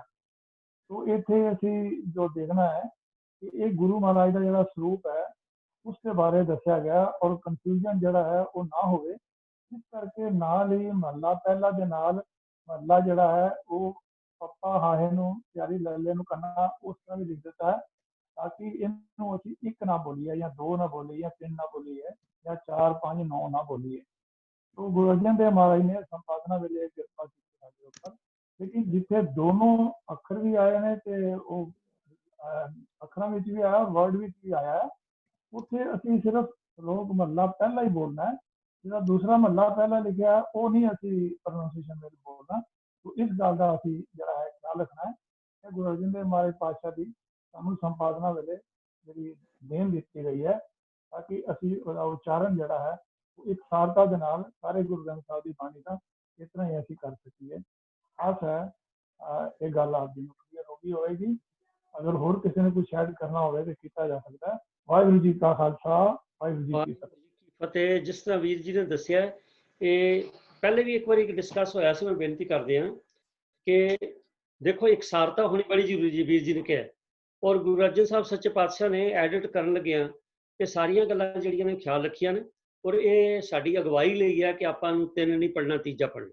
ਧੰਨਵਾਦ ਹੈ ਆਪ ਜੀ ਦਾ। ਪਰ ਮੈਂ ਬੇਨਤੀ ਕਰਦੇ ਹਾਂ, ਅੱਗੇ ਵੀ ਆਪਾਂ ਡਿਸਕਸ ਕੀਤਾ ਸੀ ਕਿ ਬਹੁਤ ਸਾਰੀਆਂ ਸੰਪਰਦਾਵਾਂ ਵਿੱਚ ਇਹੋ ਜਿਹੀਆਂ ਗੱਲਾਂ ਜਿਹੜੀਆਂ ਨੇ ਉਹਨਾਂ ਦੇ ਬਾਰੇ ਕਨਫਿਊਜ਼ਨ ਕ੍ਰੀਏਟ ਕੀਤੇ ਜਾ ਰਹੇ ਨੇ। ਕਈ ਥਾਂ ਤੇ ਜਿਸ ਵੇਲੇ ਪਾਠ ਕੀਤਾ ਜਾਂਦਾ ਹੈ ਤੇ ਜਿਹੜੇ ਨਾਲ ਅੱਖਰ ਨੇ ਉਹ ਵੀ ਨਾਲ ਬੋਲੇ ਜਾਂਦੇ, ਹਾਲਾਂਕਿ ਹਰੇਕ ਸ਼ਬਦ ਦੇ ਅਖੀਰ ਤੇ ਉਹ ਕਿਤਨੇ ਉਸ ਸ਼ਬਦ 'ਚ ਪੈਰਾਗ੍ਰਾਫ ਆਏ ਨੇ। ਫਾਰ ਐਗਜ਼ਾਮਪਲ ਜੇ ਕਿਸੇ ਸ਼ਬਦ 4 ਨੇ ਤੇ ਅਖੀਰ ਤੇ 4 ਲਫ਼ਜ਼ ਆਏਗਾ, ਔਰ ਉਸ ਤੋਂ ਬਾਅਦ ਉਸ ਗੁਰੂ ਸਾਹਿਬਾਨ ਦੇ ਕਿਤਨੇ ਟੋਟਲ ਸ਼ਬਦ ਨੇ ਉਸ ਰਾਗ ਵਿੱਚ ਆ ਰਹੇ ਉਹਦਾ ਆਏਗਾ ਜੋੜ, ਔਰ ਉਸ ਤੋਂ ਬਾਅਦ ਪ੍ਰੋਗਰੈਸਿਵ ਟੋਟਲ ਆਏਗਾ ਕਿ ਸਪੋਜ਼ 5ਵੇਂ ਗੁਰੂ ਦੇ ਚੱਲ ਰਹੇ ਨੇ ਤੇ ਪਹਿਲੇ ਗੁਰੂ ਸਾਹਿਬਾਨ ਦੇ ਵਿੱਚੇ ਮਿਲਾ ਕੇ ਕਿੰਨਾ। ਪਰ ਇਹ ਸਾਡੀ ਸਿਰਫ ਅਗਵਾਈ ਲਈ ਹੈ, ਜਾਂ ਇਸ ਕਰਕੇ ਹੈ ਕਿ ਗੁਰੂ ਗ੍ਰੰਥ ਸਾਹਿਬ ਜੀ ਦੀ ਲਿਖਤ ਵਿੱਚ ਕੋਈ ਵਾਧਾ ਘਾਟਾ ਨਾ ਕਰ ਸਕੇ। ਇਹ ਬੜਾ ਜ਼ਬਰਦਸਤ ਇੱਕ ਮੈਥਡ ਹੈ ਜਿਹੜਾ ਗੁਰੂ ਅਰਜਨ ਸਾਹਿਬ ਜੀ ਨੇ ਵਰਤਿਆ। ਪਰ ਇਹ ਅੱਖਰ ਜਿਹੜੇ ਨੇ ਜਾਂ ਅਖੀਰ ਤੇ ਸ਼ੁੱਧ ਕੀਚਾ, ਇਹ ਪੜ੍ਹਨ ਲਈ ਨਹੀਂ ਹੁੰਦੇ। ਆਪਾਂ ਅੱਗੇ ਵੀ ਵਿਚਾਰੇ, ਅੱਜ ਫੇਰ ਬੇਨਤੀ ਕਰ ਰਹੇ ਹਾਂ ਕਿ ਇਹ ਧਿਆਨ ਦੇਣਾ, ਕਿਉਂਕਿ ਕੁਝ ਇੱਕ ਸੰਪਰਦਾਵਾਂ ਵੱਲੋਂ ਇਸ ਤਰ੍ਹਾਂ ਵੀ ਸੁਖਮਨੀ ਸਾਹਿਬ ਦਾ ਪਾਠ ਕੀਤਾ ਜਾਂਦਾ, ਅਗਰ ਪਹਿਲੀ ਅਸ਼ਟਪਦੀ ਦੀ ਸਮਾਪਤੀ ਤੋਂ ਕਹਿਣਗੇ 8-1 ਫਿਰ ਦੂਜਾ ਸ਼ੁਰੂ ਕਰਨਾ, 8-2 ਫਿਰ ਅਗਲਾ ਸ਼ੁਰੂ ਕਰਨਾ। ਤੋ ਇਸ ਤਰ੍ਹਾਂ ਕਰਕੇ ਸੰਗਤਾਂ ਦੇ ਮਨ ਵਿੱਚ ਕਈ ਤਰ੍ਹਾਂ ਦੇ ਭੁਲੇਖੇ ਪੈਦਾ ਹੋ ਜਾਂਦੇ ਨੇ। ਪਰੰਤੂ ਜੋ ਪੰਥ ਪ੍ਰਵਾਨਿਤ ਮਰਿਆਦਾ ਅਨੁਸਾਰ ਇਹ ਵਿਚਾਰ ਹੈ, ਸਾਨੂੰ ਉਹ ਰੱਖ ਕੇ ਇੱਕ ਸਾਰਤਾ ਲਿਆਉਣੀ ਚਾਹੀਦੀ ਹੈ। ਧੰਨਵਾਦ। ਤੋ ਅਗਲਾ ਸਵਾਲ ਜਿਹੜਾ ਹੈ ਉਹ ਗੁਰਬਾਣੀ ਦੇ ਅਰਥਾਂ ਬਾਰੇ ਹੈ। ਇਹ ਜਲੰਧਰ ਤੋਂ ਭੈਣ ਕਵਲਦੀਪ ਕੌਰ ਜੀ, ਉਹਨਾਂ ਨੇ ਸਵਾਲ ਭੇਜਿਆ ਸੀ ਤੇ ਪਿਛਲੇ ਹਫ਼ਤੇ ਸਮਾਂ ਨਾ ਹੋਣ ਕਰਕੇ ਨਹੀਂ ਸੀ ਰਹਿ ਸਕੇ, ਖਿਮਾ ਮੰਗਦੇ ਹਾਂ। ਤੋ ਅੱਜ ਸਵਾਲ ਜਿਹੜਾ ਹੈ ਉਹ ਹੈ 4 ਪਦਾਰਥ ਜੇ ਕੋ ਮੰਗੈ ਸਾਧ ਜਨਾਂ ਕੀ ਸੇਵਾ ਲੱਗ। ਤੋ ਇਹਦੇ ਬਾਰੇ ਮੈਂ ਬੇਨਤੀ ਕਰ ਰਿਹਾ ਵੀਰ MP ਸਿੰਘ ਜੀ ਨੂੰ ਵੀ ਉਹ ਕਿਰਪਾ ਕਰਕੇ ਇਹਦਾ ਖੋਲ ਕੇ ਸਾਨੂੰ ਦੱਸਣ। ਵਾਹਿਗੁਰੂ ਜੀ ਕਾ ਖਾਲਸਾ, ਵਾਹਿਗੁਰੂ ਵਾਹਿਗੁਰੂ ਜੀ ਕੀ ਫਤਿਹ। ਸੋ ਇਹਦੇ ਬਾਰੇ ਬੇਨਤੀ ਹੈ ਕਿ ਇਹ 4 ਪਦਾਰਥ ਜੋ ਫਰੇਜ਼ ਹੈ, ਜੋ ਸ਼ਬਦ ਹੈ, ਇਹ ਪੁਰਾਤਨ ਭਾਰਤੀ ਸਾਹਿਤ ਵਿੱਚ ਕਾਫੀ ਸਮੇਂ ਤੋਂ ਇਹਦੀ ਵਰਤੋਂ ਹੁੰਦੀ ਆ ਰਹੀ ਹੈ ਔਰ ਬਹੁਤ ਪ੍ਰਚਲਿਤ ਵੀ ਸੀ। ਸਮਾਜ ਦੇ ਵਿੱਚ ਵੀ ਇਹਨਾਂ ਲਫ਼ਜ਼ਾਂ ਦੀ ਵਰਤੋਂ ਪ੍ਰਚਲਿਤ ਸੀਗੀ, ਜਿਹਦੇ ਤੋਂ ਭਾਵ ਇਹ ਲਿਆ ਜਾਂਦਾ ਸੀਗਾ ਕਿ ਉਹ ਕੀਮਤੀ ਪਦਾਰਥ ਜਿਹੜੇ ਇਨਸਾਨੀ ਜ਼ਿੰਦਗੀ ਵਾਸਤੇ ਬਹੁਤ ਜ਼ਰੂਰੀ ਹਨ ਤੇ ਜਿਹੜੇ ਕੋਲ ਇਹ 4 ਪਦਾਰਥ ਹੋਣ ਉਹਦੀ ਜ਼ਿੰਦਗੀ ਸੁਖਮਈ, ਆਨੰਦਮਈ ਤੇ ਸਫਲ ਜੀਵਨ ਉਹਦਾ ਗੁਜ਼ਰਦਾ ਹੈ। ਉਹ ਇਹ ਪੁਰਾਤਨ ਲਿਟਰੇਚਰ ਦੇ ਵਿੱਚ ਇਹਨਾਂ 4 ਪਦਾਰਥਾਂ ਦੀ ਜੋ ਡਿਟੇਲ ਸੀ ਉਹ ਇਸ ਤਰ੍ਹਾਂ ਦਿੱਤੀ ਜਾਂਦੀ ਸੀ ਕਿ ਵੀ ਇਹ 4 ਪਦਾਰਥ ਹਨ: ਧਰਮ, ਅਰਥ, ਕਾਮ ਤੇ ਮੋਖ। ਧਰਮ ਤੋਂ ਭਾਵ ਸੀ ਫਰਜ਼ ਦਾ ਜਾਂ ਡਿਊਟੀ ਦਾ, ਜੋ ਇਨਸਾਨ ਦੀ ਆਪਣੀ ਜ਼ਿੰਦਗੀ ਦੇ ਵਿੱਚ ਕਰਨ ਵਾਲੇ ਕੰਮ ਜੋ ਉਹਦੇ ਫਰਜ਼ ਹਨ, ਜਿਨ੍ਹਾਂ ਨੂੰ ਗੁਨਾਹ ਦੇ ਉੱਤੇ ਆਧਾਰਿਤ ਜੋ ਉਹਨੇ ਜਿਸ ਤਰ੍ਹਾਂ ਜ਼ਿੰਦਗੀ 'ਚ ਕੰਮ ਕਰਨੇ ਹਨ, ਉਹ ਉਹਦਾ ਧਰਮ ਹੈ, ਜੋ ਇਨਸਾਨੀ ਫਰਜ਼ ਹੈ। ਤੋ ਜਿਸ ਇਨਸਾਨ ਨੇ ਆਪਣੀ ਜ਼ਿੰਦਗੀ ਸਫਲਤਾ ਨਾਲ ਬਿਤਾਣੀ ਹੈ, ਉਹਨੂੰ ਆਪਣੇ ਫਰਜ਼ ਵੀ ਬਖੂਬੀ ਨਿਭਾਉਣੇ ਚਾਹੀਦੇ ਹਨ। ਤਾਂ ਇਹ ਉਹਦੀ ਜ਼ਿੰਦਗੀ ਦਾ ਇੱਕ ਇੰਪੋਰਟੈਂਟ ਹਿੱਸਾ ਹੈ ਜੋ ਧਰਮ ਉਹਦੇ ਪਾਸ ਹੋਣਾ ਚਾਹੀਦਾ ਹੈ। ਅਰਥ ਦਾ ਜੋ ਆਖਰੀ ਅਰਥ ਹੈ ਉਹ ਹੈ ਧਨ ਪਦਾਰਥ ਜਾਂ ਦੌਲਤ। ਤੋ ਜ਼ਿੰਦਗੀ ਦੇ ਨਿਰਵਾਹ ਵਾਸਤੇ, ਆਰਾਮ ਨਾਲ ਜ਼ਿੰਦਗੀ ਗੁਜ਼ਾਰਨ ਵਾਸਤੇ ਧਨ ਪਦਾਰਥ ਦੀ ਜ਼ਰੂਰਤ ਹੈ। ਉਹ ਇਹ ਅੱਜ ਦੇ ਸਮੇਂ 'ਚ ਵੀ ਸਾਰੇ ਇਸ ਗੱਲ ਨੂੰ ਸਮਝਦੇ ਹਨ, ਬਲਕਿ ਲੋੜ ਨਾਲੋਂ ਜ਼ਿਆਦਾ ਹੀ ਇਹਦੇ ਵਾਲੇ ਪਾਸੇ ਧਿਆਨ ਦਿੱਤਾ ਜਾਂਦਾ ਹੈ। ਪਰ ਇਹ ਹੈ ਜ਼ਿੰਦਗੀ ਦੀ ਜ਼ਰੂਰਤ ਹੈ, ਤਾਂ ਇਹ ਵੀ ਇੱਕ ਅਹਿਮ ਚੀਜ਼ ਹੈ ਜਿਹੜੀ ਇਨਸਾਨ ਕੋਲ ਹੋਣੀ ਚਾਹੀਦੀ ਹੈ। ਕਾਮ ਦੇ ਬਾਰੇ ਦੇ ਵਿੱਚ 2 ਵਿਚਾਰਧਾਰਾਵਾਂ ਪ੍ਰਚਲਿਤ ਹਨ। ਇੱਕ ਕਾਮ ਤਾਂ ਇਹ ਹੈ ਕਿ ਕਾਮ ਜੋ ਇਨਸਾਨੀ ਨਸਲ ਨੂੰ ਅੱਗੇ ਤੋਰਨ ਵਾਸਤੇ ਜ਼ਰੂਰੀ ਹੈ, ਮਨੁੱਖਾਂ ਦੀ ਵੀ ਔਰ ਪਸ਼ੂ ਪੰਛੀਆਂ ਦੀ ਵੀ ਜੋ ਅੱਗੇ ਨਸਲ ਵਧਣੀ ਹੈ, ਉਹਦੇ ਵਿੱਚ ਇਹ ਇੱਕ ਐਸੈਂਸ਼ੀਅਲ ਟੂਲ ਹੈ ਜਿਹਦੇ ਨਾਲ ਹੀ ਇਨਸਾਨ ਅੱਗੋਂ ਅਗਲੀ ਜਨਰੇਸ਼ਨ ਨੂੰ ਜਨਮ ਦਿੰਦਾ ਹੈ। ਪਰ ਇਹਦੇ ਅਰਥ ਕਾਮਨਾਵਾਂ ਦੇ ਰੂਪ ਵਿੱਚ ਵੀ ਕੀਤੇ ਜਾਂਦੇ ਹਨ ਕਿ ਜੋ ਇਨਸਾਨ ਦੀਆਂ ਮਨ ਦੀਆਂ ਇੱਛਾਵਾਂ ਨੇ ਉਹ ਅਗਰ ਜੇ ਪੂਰੀਆਂ ਹੋ ਜਾਣ ਤੇ ਉਹਦਾ ਮਨ ਸ਼ਾਂਤੀ 'ਚ ਰਹਿੰਦਾ ਹੈ, ਤਸੱਲੀ 'ਚ ਰਹਿੰਦਾ ਹੈ, ਉਹਦਾ ਜੀਵਨ ਸੁਖਮਈ ਹੁੰਦਾ ਹੈ। तो जे कामना की भी गल की जाए तो वो काम दूजा भी विच ही आ जाता है, वो भी वो मन की इच्छा का पार्ट ही है।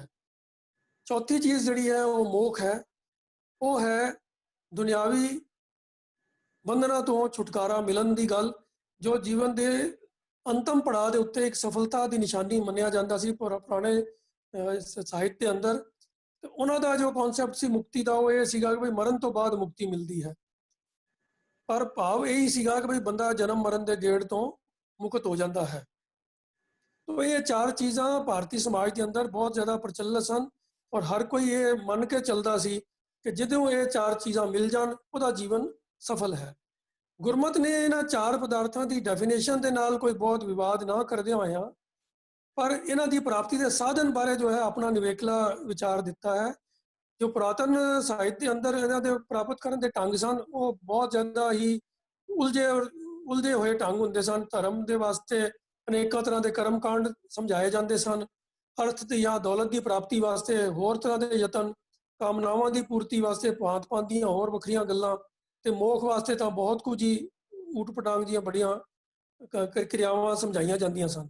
ਪਰ ਇਹਨਾਂ ਸਾਰੀਆਂ ਉਲਝਣਾਂ ਤੋਂ ਬਚਾ ਕੇ ਗੁਰਬਾਣੀ ਜਿਹੜੀ ਹੈ ਸਾਨੂੰ ਬਿਲਕੁਲ ਸਿੰਪਲ ਸੇਧ ਦਿੰਦੀ ਹੈ ਔਰ ਸਿੱਖਿਆ ਦਿੰਦੀ ਹੈ ਕਿ ਸਾਰੇ ਪਦਾਰਥ ਚਾਹੇ ਜਿਹਦੇ ਵਿੱਚ ਚਾਰ ਪਦਾਰਥ ਵੀ ਆ ਹੀ ਜਾਂਦੇ ਹਨ ਉਹਨਾਂ ਦਾ ਦਾਤਾ ਕੇਵਲ ਤੇ ਕੇਵਲ ਅਕਾਲ ਪੁਰਖ ਹੈ ਔਰ ਇਹਨਾਂ ਚਾਰ ਪਦਾਰਥਾਂ ਦੀ ਪ੍ਰਾਪਤੀ ਦਾ ਸਾਧਨ ਇੱਕੋ ਇੱਕ ਹੈ, ਉਹ ਹੈ ਪ੍ਰਭੂ ਪਰਮਾਤਮਾ ਦੀ ਬਖਸ਼ਿਸ਼ ਦੇ ਪਾਤਰ ਬਣਨਾ। ਉਹਦੇ ਪਾਸੋਂ ਹੀ ਇਹ ਸਾਰੀਆਂ ਦਾਤਾਂ ਮਿਲਦੀਆਂ ਹਨ। ਜਿਹੜੀ ਪੰਕਤੀ ਸਵਾਲ ਦੇ ਅੰਦਰ ਵੀ ਕੋਟ ਕੀਤੀ ਗਈ ਹੈ ਉਹਦੇ ਵਿੱਚ ਵੀ ਇਹੀ ਗੱਲ ਸਮਝਾਈ ਗਈ ਹੈ, ਚਾਰ ਪਦਾਰਥ ਜੇ ਕੋ ਮੰਗੈ ਸਾਧ ਜਨਾਂ ਕੀ ਸੇਵਾ ਲਾਗੈ।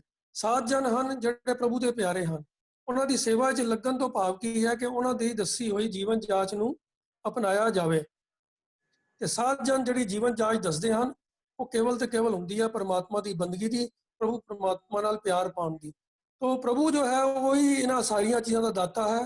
ਹੋਰ ਜਗ੍ਹਾ ਵੀ ਗੁਰਬਾਣੀ ਵਿੱਚ ਇਸ ਤਰ੍ਹਾਂ ਆਉਂਦਾ ਜਿਵੇਂ ਕਬੀਰ ਜੀ ਕਹਿੰਦੇ ਹਨ, ਕਹਿ ਕਬੀਰ ਕਹੋ ਕਬੀਰ ਤੁਮ ਸਮਰਥ ਦਾਤੇ ਚਾਰ ਪਦਾਰਥ ਦੇਤ ਨਾ ਬਾਰ।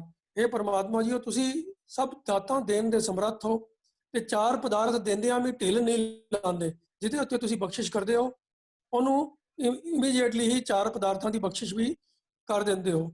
ਇਵੇਂ ਹੀ ਗੁਰੂ ਅਰਜਨ ਪਾਤਸ਼ਾਹ ਦੇਵਗੰਧਾਰੀ ਰਾਗ ਦੇ ਵਿੱਚ ਫਰਮਾਉਂਦੇ ਹਨ, ਆਪਣੇ ਹਰ ਪੈ ਬਿਨਤੀ ਕਹੀ ਹੈ ਚਾਰ ਪਦਾਰਥ ਆਨੰਦ ਮੰਗਲ ਨਿਧ ਸੂਖ ਸਹਿਜ ਸਿੱਧ ਲਈ ਹੈ।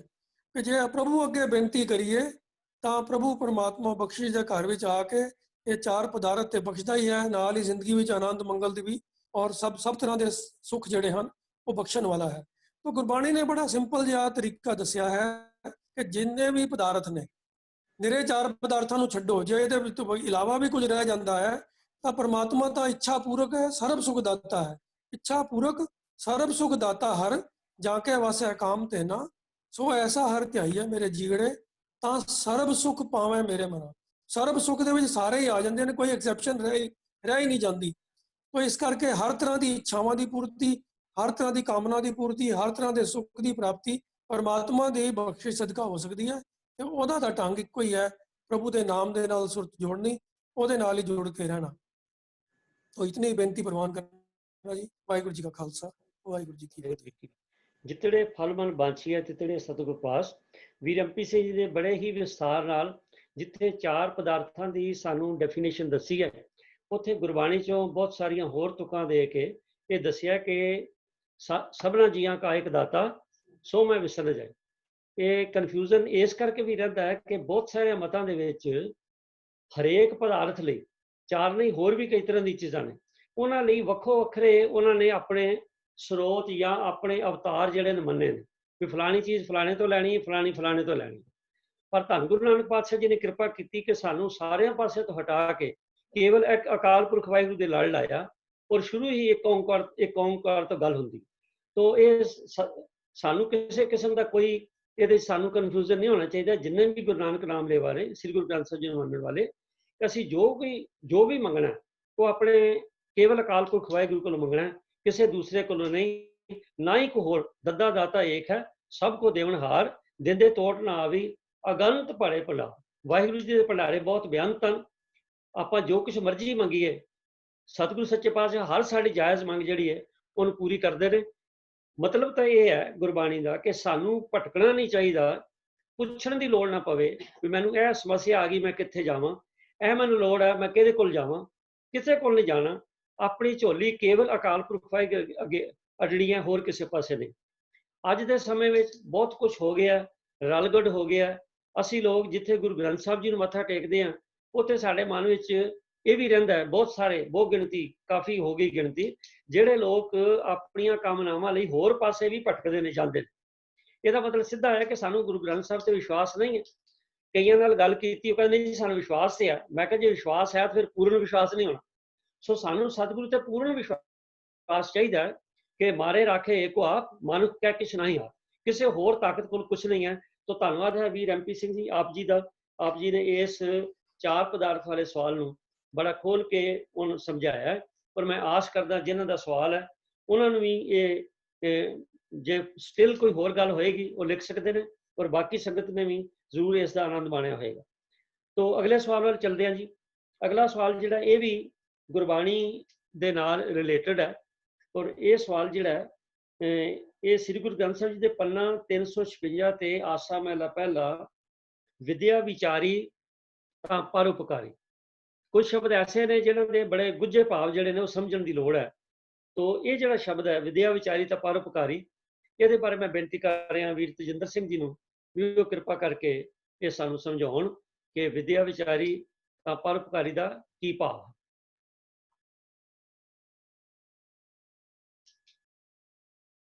ਵਾਹਿਗੁਰੂ ਜੀ ਕਾ ਖਾਲਸਾ ਵਾਹਿਗੁਰੂ ਜੀ ਕੀ ਫਤਿਹ। ਜਿਵੇਂ ਵੀਰ ਰਾਜਾ ਸਿੰਘ ਜੀ ਨੇ ਆਪ ਜੀ ਨੂੰ ਦੱਸਿਆ ਹੀ ਹੈ ਕਿ ਅਸੀਂ ਇਸ ਸੰਗਤੀਆਂ ਦਾ ਦੇਖਣਾ ਹੈ ਕਿ ਮਹਾਰਾਜ ਨੇ ਸਾਨੂੰ ਸਮਝਾਇਆ ਇਸ ਦੇ ਅੰਦਰ। ਇਹ ਇੱਕ ਬੜੇ ਮਤਲਬ ਕਿ ਨਵੇਕਲੇ ਜਿਹੇ ਢੰਗ ਦੇ ਨਾਲ ਪੰਚਮ ਪਾਤਸ਼ਾਹ ਜੀ ਨੇ ਇਸ ਸ਼ਬਦ ਦੀ ਰਚਨਾ ਕੀਤੀ ਹੈ।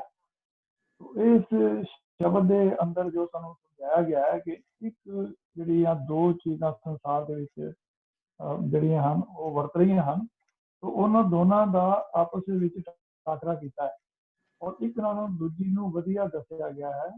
ਭਾਵ ਜਿੱਥੇ ਮਨਮਤ ਦੇ ਦੂਸਰੇ ਧਰਮਾਂ ਵਾਲੇ ਜਿਹੜੀਆਂ ਅਲੱਗ ਕਿਰਿਆਵਾਂ ਕਰ ਰਹੇ ਨੇ, ਕਰਮ ਕਾਂਡ ਕਰ ਰਹੇ ਨੇ, ਉਹਨਾਂ ਦਾ ਮੁਕਾਬਲਾ ਕਰਕੇ ਗੁਰੂ ਸ਼ਬਦ ਦੇ ਨਾਲ ਸਾਨੂੰ ਸਮਝਾਇਆ ਹੈ ਕਿ ਅਸਲ ਵਿੱਚ ਕਿਹੜੀ ਚੀਜ਼ ਜਿਹੜੀ ਹੈ ਉਹ ਵਧੀਆ ਦੱਸੀ ਗਈ ਹੈ। ਇਹਨਾਂ ਜੋ ਸਭ ਤੋਂ ਪਹਿਲਾਂ ਜਿਵੇਂ ਅਸੀਂ ਦੇਖਦੇ ਹਾਂ ਕਿ ਵਿਦਿਆ ਵਿਚਾਰੀ ਤਾਂ ਪਰਉਪਕਾਰੀ।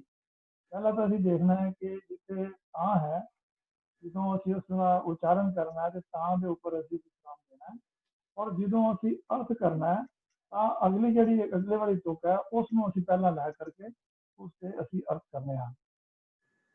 ਜਿਵੇਂ ਹੈ ਕਿ ਵਿਦਿਆ ਵਿਚਾਰੀ ਤਾਂ ਪਰਉਪਕਾਰੀ। ਵਿਦਿਆ ਵਿਚਾਰੀ ਤਾਂ ਹੈ ਜੇ ਅਸੀਂ ਉਸ ਦੀ ਵਿਦਿਆ ਦੀ ਵਿਚਾਰ ਦੇ ਰਾਹੀਂ ਸਾਡਾ ਜੀਵਨ ਜਿਹੜਾ ਹੈ ਉਹ ਪਰਉਪਕਾਰੀ ਹੋ ਗਿਆ। ਅਗਰ ਸਾਡਾ ਜੀਵਨ ਪਰਉਪਕਾਰੀ ਨਹੀਂ ਹੋਇਆ ਤੇ ਇਸ ਕਰਕੇ ਸੱਚੇ ਪਾਤਸ਼ਾਹ ਨੇ ਸਾਨੂੰ ਸਮਝਾਇਆ ਕਿ ਜਿਵੇਂ ਅਸੀਂ ਦੇਖਦੇ ਹਾਂ ਕਿ ਅਲੱਗ-ਅਲੱਗ ਤਰੀਕੇ ਦੇ ਨਾਲ ਲੋਕਾਂ ਨੇ ਆਪਣੇ ਕਰਮਕਾਂਡ ਕੀਤੇ ਨੇ। ਕਿ ਕੋਈ ਤੀਰਥ ਦੇ ਉੱਪਰ ਬੈਠਾ ਜਾ ਕਰਕੇ ਉਹ ਕਿਸੇ ਨੇ ਇੰਨੀ ਵਿਦਿਆ ਆਪਣੀ ਇਕੱਠੀ ਕਰ ਲਈ ਕਿ ਵਿਦਿਆ ਦਾ ਹੀ ਉਹਨੂੰ ਹੰਕਾਰ ਹੋ ਗਿਆ ਕਿ ਉਹਦਾ ਜੀਵਨ ਜਿਹੜਾ ਹੈ ਉਹ ਪਰਉਪਕਾਰੀ ਨਹੀਂ ਹੋਇਆ, ਉਹਦਾ ਸੰਸਾਰ ਨੂੰ ਜਾਂ ਸਮਾਜ ਨੂੰ ਕੋਈ ਲਾਭ ਨਹੀਂ ਹੋਇਆ ਉਸਦਾ। ਔਰ ਕਈ ਜਿਵੇਂ ਤੀਰਥ ਤੇ ਜਾ ਕੇ ਵਸ ਗਏ, ਤੀਰਥ ਜਾਓ ਤਾਂ ਹਾਂ ਕਰਦੇ ਪਟਤ ਪੁੱਛੋ ਤਾਂ ਮਾਇਆ ਰਾਤੇ, ਉਹ ਮਾਇਆ ਦੇ ਵਿੱਚ ਉੱਥੇ ਜਾ ਕੇ ਫਸ ਗਏ ਤੀਰਥਾਂ ਦੇ ਉੱਪਰ, ਆਪਣਾ ਜੀਵਨ ਉਹਨਾਂ ਨੇ ਬੇਕਾਰ ਕਰ ਲਿਆ। ਔਰ ਕੁਝ ਬੰਦਿਆਂ ਨੇ ਕੀ ਕਰ ਲਿਆ, ਜਿਵੇਂ ਕਿ ਅਸੀਂ ਭਗਤੀਏ ਹਨ ਜਿਹੜੇ ਉਸ ਸਮੇਂ ਦੇ ਅੰਦਰ ਘੁੰਗਰੂ ਪੈਰਾਂ ਨੂੰ ਬੰਨ੍ਹ ਕਰਕੇ ਔਰ ਨੱਚਦੇ ਸਨ। ਉਸ ਦੇ ਟਾਕਰੇ ਵਿੱਚ ਵੀ ਸਾਨੂੰ ਸਤਿਗੁਰਾਂ ਨੇ ਫਰਮਾਇਆ ਕਿ ਇਹ ਜੋ ਘੁੰਗਰੂ ਅਗਰ ਤੁਸੀਂ ਬੰਨ੍ਹੇ ਨੇ ਤੇ ਤਾਂ ਫਾਇਦੇਮੰਦ ਨੇ ਜੇ ਤੁਹਾਡਾ ਮਨ ਜਿਹੜਾ ਹੈ ਉਹ ਪ੍ਰਭੂ ਦੇ ਚਰਨਾਂ ਦੇ ਨਾਲ ਜੁੜ ਗਿਆ। ਆਓ ਅਸੀਂ ਇੱਕ ਚੀਜ਼ ਨਾਲ ਇਸ ਤਰ੍ਹਾਂ ਦੇਖਦੇ ਹਾਂ ਅਸੀਂ ਕਿ ਵਿਦਿਆ ਪ੍ਰਾਪਤ ਕਰਕੇ ਜੇ ਮਨੁੱਖ ਵਿਦਿਆ ਨਾਲੋਂ ਭਲਾਈ ਕਰਨ ਵਾਲਾ ਹੋ ਗਿਆ ਤਾਂ ਹੀ ਸਮਝੋ ਕਿ ਉਹ ਵਿਦਿਆ ਆ ਕੇ ਵਿਚਾਰਨ ਵਾਲਾ ਬਣਿਆ ਹੈ। ਵਿਦਿਆ ਵਿਚਾਰੀ ਤਾਂ ਪਰਉਪਕਾਰੀ। ਜੇ ਉਸਦਾ ਜੀਵਨ ਪਰਉਪਕਾਰ ਵਾਲਾ ਹੋ ਗਿਆ ਤੇ ਅਸੀਂ ਸਮਝਾਂਗੇ ਕਿ ਉਸਨੇ ਜੋ ਵਿਦਿਆ ਪ੍ਰਾਪਤ ਕੀਤੀ ਹੈ, ਜੋ ਉਸਨੇ ਗੁਣ ਪ੍ਰਾਪਤ ਕੀਤਾ, ਉਹਦੀ ਵਿਚਾਰ ਵੀ ਕੀਤੀ ਹੈ, ਉਹਨੂੰ ਲਾਗੇ ਕੀਤਾ। ਨਹੀਂ ਤਾਂ ਜਿਵੇਂ ਕਹਿ ਕੇ ਜੋਗੀ ਗਿਆਨ ਵੀ ਹੋਣਿਆ ਨਿਸ ਦਿਨ ਅੰਗ ਲਗਾਏ ਨਿਛਾਰਾ, ਵਾਹਿਗੁਰੂ ਤੋਂ ਬਾਅਦ ਸੰਸਾਰਾ। ਉਹ ਜੋਗੀਆਂ ਨੇ ਬੜਾ ਗਿਆਨ ਪ੍ਰਾਪਤ ਕੀਤਾ ਲੇਕਿਨ ਉਹ ਆਪਣੇ ਜੀਵਨ ਅੰਦਰ ਉਹਨਾਂ ਨੇ ਉਹਨੂੰ ਲਾਗੂ ਨਹੀਂ ਕੀਤਾ ਤੇ ਉਹ ਇੱਕ ਖੰਡਰਾਂ ਦੇ ਵਿੱਚ ਵੜ ਕੇ, ਪਹਾੜਾਂ ਦੀ ਕੰਧਰਾਂ ਦੇ ਵਿੱਚ ਵੜ ਕੇ ਬੈਠੇ ਰਹੇ। ਉਸ ਵਿਦਿਆ ਦਾ ਗਿਆਨ ਦਾ ਪ੍ਰਾਪਤ ਕਰਨ ਦਾ ਕੋਈ ਫਾਇਦਾ ਨਹੀਂ, ਲਾਭ ਨਹੀਂ ਹੋਇਆ। ਅੱਗੇ ਸਤਿਗੁਰੂ ਫਰਮਾਉਂਦੇ ਜਾਂ ਪੰਜ ਰਾਸ਼ੀ ਤਾਂ ਤੀਰਥ ਵਾਸੀ। ਤੀਰਥਾਂ ਤੇ ਨਿਵਾਸ ਰੱਖਣ ਵਾਲਾ ਕਦੋਂ ਹੀ ਸਫਲ ਹੈ ਜੇ ਉਸਨੇ ਪੰਜੇ ਕਾਮਾਦਿਕ ਵਸ ਕਰ ਲਏ ਹਨ। ਜੇ ਫਿਰ ਵੀ ਜਾ ਕਰਕੇ ਤੀਰਥ ਜਾਏ ਤਾਂ ਹਾਂ ਕਰਦੇ, ਉੱਥੇ ਜਾ ਕੇ ਵੀ ਮਾਇਆ ਦਾ ਹੀ ਪ੍ਰਚਾਰਾ ਲੱਗਾ ਰਿਹਾ। ਉੱਥੇ ਜਾ ਕੇ ਉਹਨਾਂ ਦੇ ਅੰਦਰ ਜਿਹੜਾ ਹੈ ਲੋਭ ਲਾਲਚ ਜਿਹੜਾ ਹੈ ਕੰਮ ਜਿਹੜਾ ਹੈ ਉਹ ਪ੍ਰਗਟ ਰਿਹਾ। ਤੈਂ ਨਾਲ ਕਿਆ ਪ੍ਰਾਣ ਸੁਣ ਕੇ ਨਾ ਅਨ ਪਾਵਣੀ ਭਗਤ ਨਾ ਉਪਜੀ, ਭੁਖੇ ਦਾਨ ਨਾ ਦੇਣਾ, ਕਾਮ ਨਾ ਵਿਸਿਓ, ਕ੍ਰੋਧ ਨਾ ਵਿਸਿਓ, ਲੋਭ ਨਾ ਸੂਚੋ ਦੇਵਾ, ਹਰ ਨਿੰਦਾ ਮੁਕਤ ਨਹੀਂ ਛੁੱਟੀ, ਨਿਫਲ ਪਈ ਸਭ ਸੇਵਾ। तो उसे तीर्थों के उपर जाके वसन का कोई लाभ नहीं है। ये सतगुरु सानू समझा रहे हैं। आसा राग के अंदर पहले पातशाह की बाणी है, अगे घुंगरू वाजे जे मन लागे, जे मेरा मन प्रभु चरना दे विच जुड़ना सीख गया है, जे मन लग गया है, हाँ पहली वाली गल घुंगरू वाजे, वो घुंगरू वजे तां ही जड़े हैं वो सफल हैं घुंगरू वजाए हुए। जिवें असीं कहने हैं कि शब्द कीर्तन करता बाणी पढ़ी असीं, तो वो क्या कोई गावे रागी नागी बेदी बहुत खादकार नहीं, हर हर भीजे राम राजे, जिन्ना अंदर कपट विकार है तिना रोएगा की है। तो इस तरह जो सानू समझाया है सच्चे पातशाह ने, तो इस शब्द बंदर से यह समझा रहे हैं कि असीं जिहड़े घुंगरू वजाने भगतियां ने वजाए ने वो तां ही सफल हैं जे साडा मन प्रभु भी जुड़ गया है। आप ये जो भी काम कीते हैं जे इहदे नाल प्रभु प्राप्ति वाले पासे साडा मन जाता है तां ही सफले मन्ने जाणगे। फिर जे ऐसी अवस्था बन जाए तो जम कहाँ करे मोह से आगे, फिर परलोक भी जम मेरा कुछ भी बिगाड़ नहीं सकता है। आस निराशी तो सन्यासी, वो सतगुरु फरमाते हैं कि ये सब मायक आशा वालों उपराम हो गया। आस निराशी तो सन्यासी, ता ही समझो कि वो सन्यासी हो गया। नहीं तो ये नहीं कि सन्यास वाले कपड़े भगवे कपड़े पा ले जड़ा है वो फिर गृहस्थियां के दरवाजे के उपर ही टक्कर मारनिया ने। फिर भी जिवें अजकल भी देखे हैं सारे को कितने ऐसे सारे सामने केस आए हुए हैं कि बड़े संत महाराज भगवान रब भी बने हुए हैं, लेकिन अंदरों क्रोध जड़ा है और काम जड़ा है वो खत्म नहीं होया। तो वो कितने भगती वाले पासे चुक के उन्होंने किवें जेल के अंदर वो फड़ रहे हैं। तो वो असली सन्यासी नहीं हैं, असली उनका मन जड़ा है वो माया वाले पासे उपराम नहीं होया, माया के विच वो खुबे होए हैं। ਜਾਂ ਜਤ ਜੋਗੀ ਤਾਂ ਕਾਇਆ ਭੋਗੀ, ਕਾਇਆ ਭੋਗੀ ਦਾ ਭਾਵ ਹੈ ਗ੍ਰਸਤੀ। ਗ੍ਰਸਤੀ ਉਹ ਬੰਦਾ ਹੀ ਮੰਨਿਆ ਜਾਏਗਾ ਜਿਸ ਦੇ ਮਨ ਦੇ ਵਿੱਚ ਜੋਗੀਆਂ ਵਾਲਾ ਜਤ ਕਾਇਮ ਹੈ। ਆਪ ਉਸਨੇ ਆਪਣੇ ਉੱਪਰ ਕਾਮ ਦੇ ਉੱਪਰ ਜਿਹੜਾ ਹੈ ਉਹ ਕ੍ਰੋਧ ਕਾਮ ਕ੍ਰੋਧ ਲੋਭ ਮੋਹ ਵਗੈਰਾ ਚੀਜ਼ਾਂ ਨੂੰ ਆਪਣੇ ਸਰੀਰ ਨੂੰ ਜਿਹੜਾ ਹੈ ਉਹ ਸਾਧਿਆ ਹੋਇਆ ਹੈ। ਉਸ ਦੇ ਅੰਦਰ ਏਕਾ ਨਾਰੀ ਜਤੀ ਵਾਲਾ ਜਿਹੜਾ ਹੈ ਸਿਧਾਂਤ ਹੈ, ਤਾਂ ਉਹ ਗ੍ਰਸਤੀ ਦਾ ਜਿਹੜਾ ਹੈ ਗ੍ਰਸਤ ਧਰਮ ਜਿਹੜਾ ਹੈ ਉਹ ਪ੍ਰਵਾਨ ਹੈ।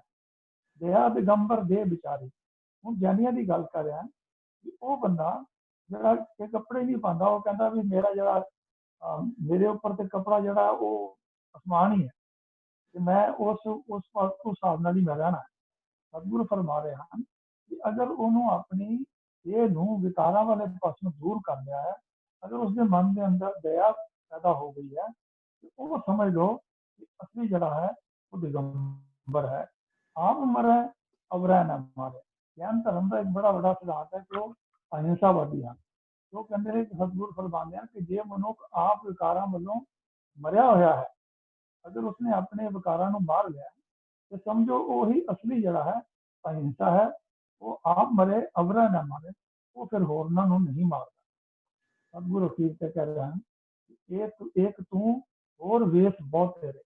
ਜਾਂ ਜਿੰਨੇ ਵੀ ਅਲੱਗ ਅਲੱਗ ਢੰਗਾਂ ਦੇ ਨਾਲ ਭਗਤੀ ਦੇ ਤਰੀਕੇ ਜਿਹੜੇ ਹਨ ਉਹ ਅਪਣਾਏ ਹੋਏ ਹਨ, ਇਹ ਸਾਰੇ ਅਸਲ ਵਿੱਚ ਤੇਰਾ ਹੀ ਰੂਪ ਹਨ, ਤੇਰੇ ਹੀ ਆਪ ਉਹਨਾਂ ਦੇ ਅੰਦਰ ਉਸੇ ਤਰ੍ਹਾਂ ਹੀ ਮੌਜੂਦ ਹੋ ਸਾਰਿਆਂ ਮਨੁੱਖਾਂ ਦੇ ਅੰਦਰ, ਜਿਵੇਂ ਕਿ ਉੱਪਰ ਬਿਆਨ ਕੀਤਾ ਹੈ। ਪਰ ਅਸੀਂ ਕਿਸੇ ਨੂੰ ਮੰਦਾ ਨਹੀਂ ਕਹਿ ਸਕਦੇ, ਕਿਉਂਕਿ हे ਪ੍ਰਭੂ ਇਹ ਸਾਰੇ ਤੇਰੇ ਹੀ ਅਨੇਕਾਂ ਵੇਸ ਹਨ, ਹਰੇਕ ਵੇਸ ਵਿੱਚ ਤੂੰ ਆਪ ਹੀ ਮੌਜੂਦ ਹੈ। ਇਹ ਸ਼ਬਦ ਦੇ ਵਿੱਚ ਨਾਨਕ ਜਾਣਾ ਜੋ ਜਨਾਂ ਤੇਰੇ, ये तेरे नानक विचारा तेरे कौतक तमाशे समझ नहीं सकता है।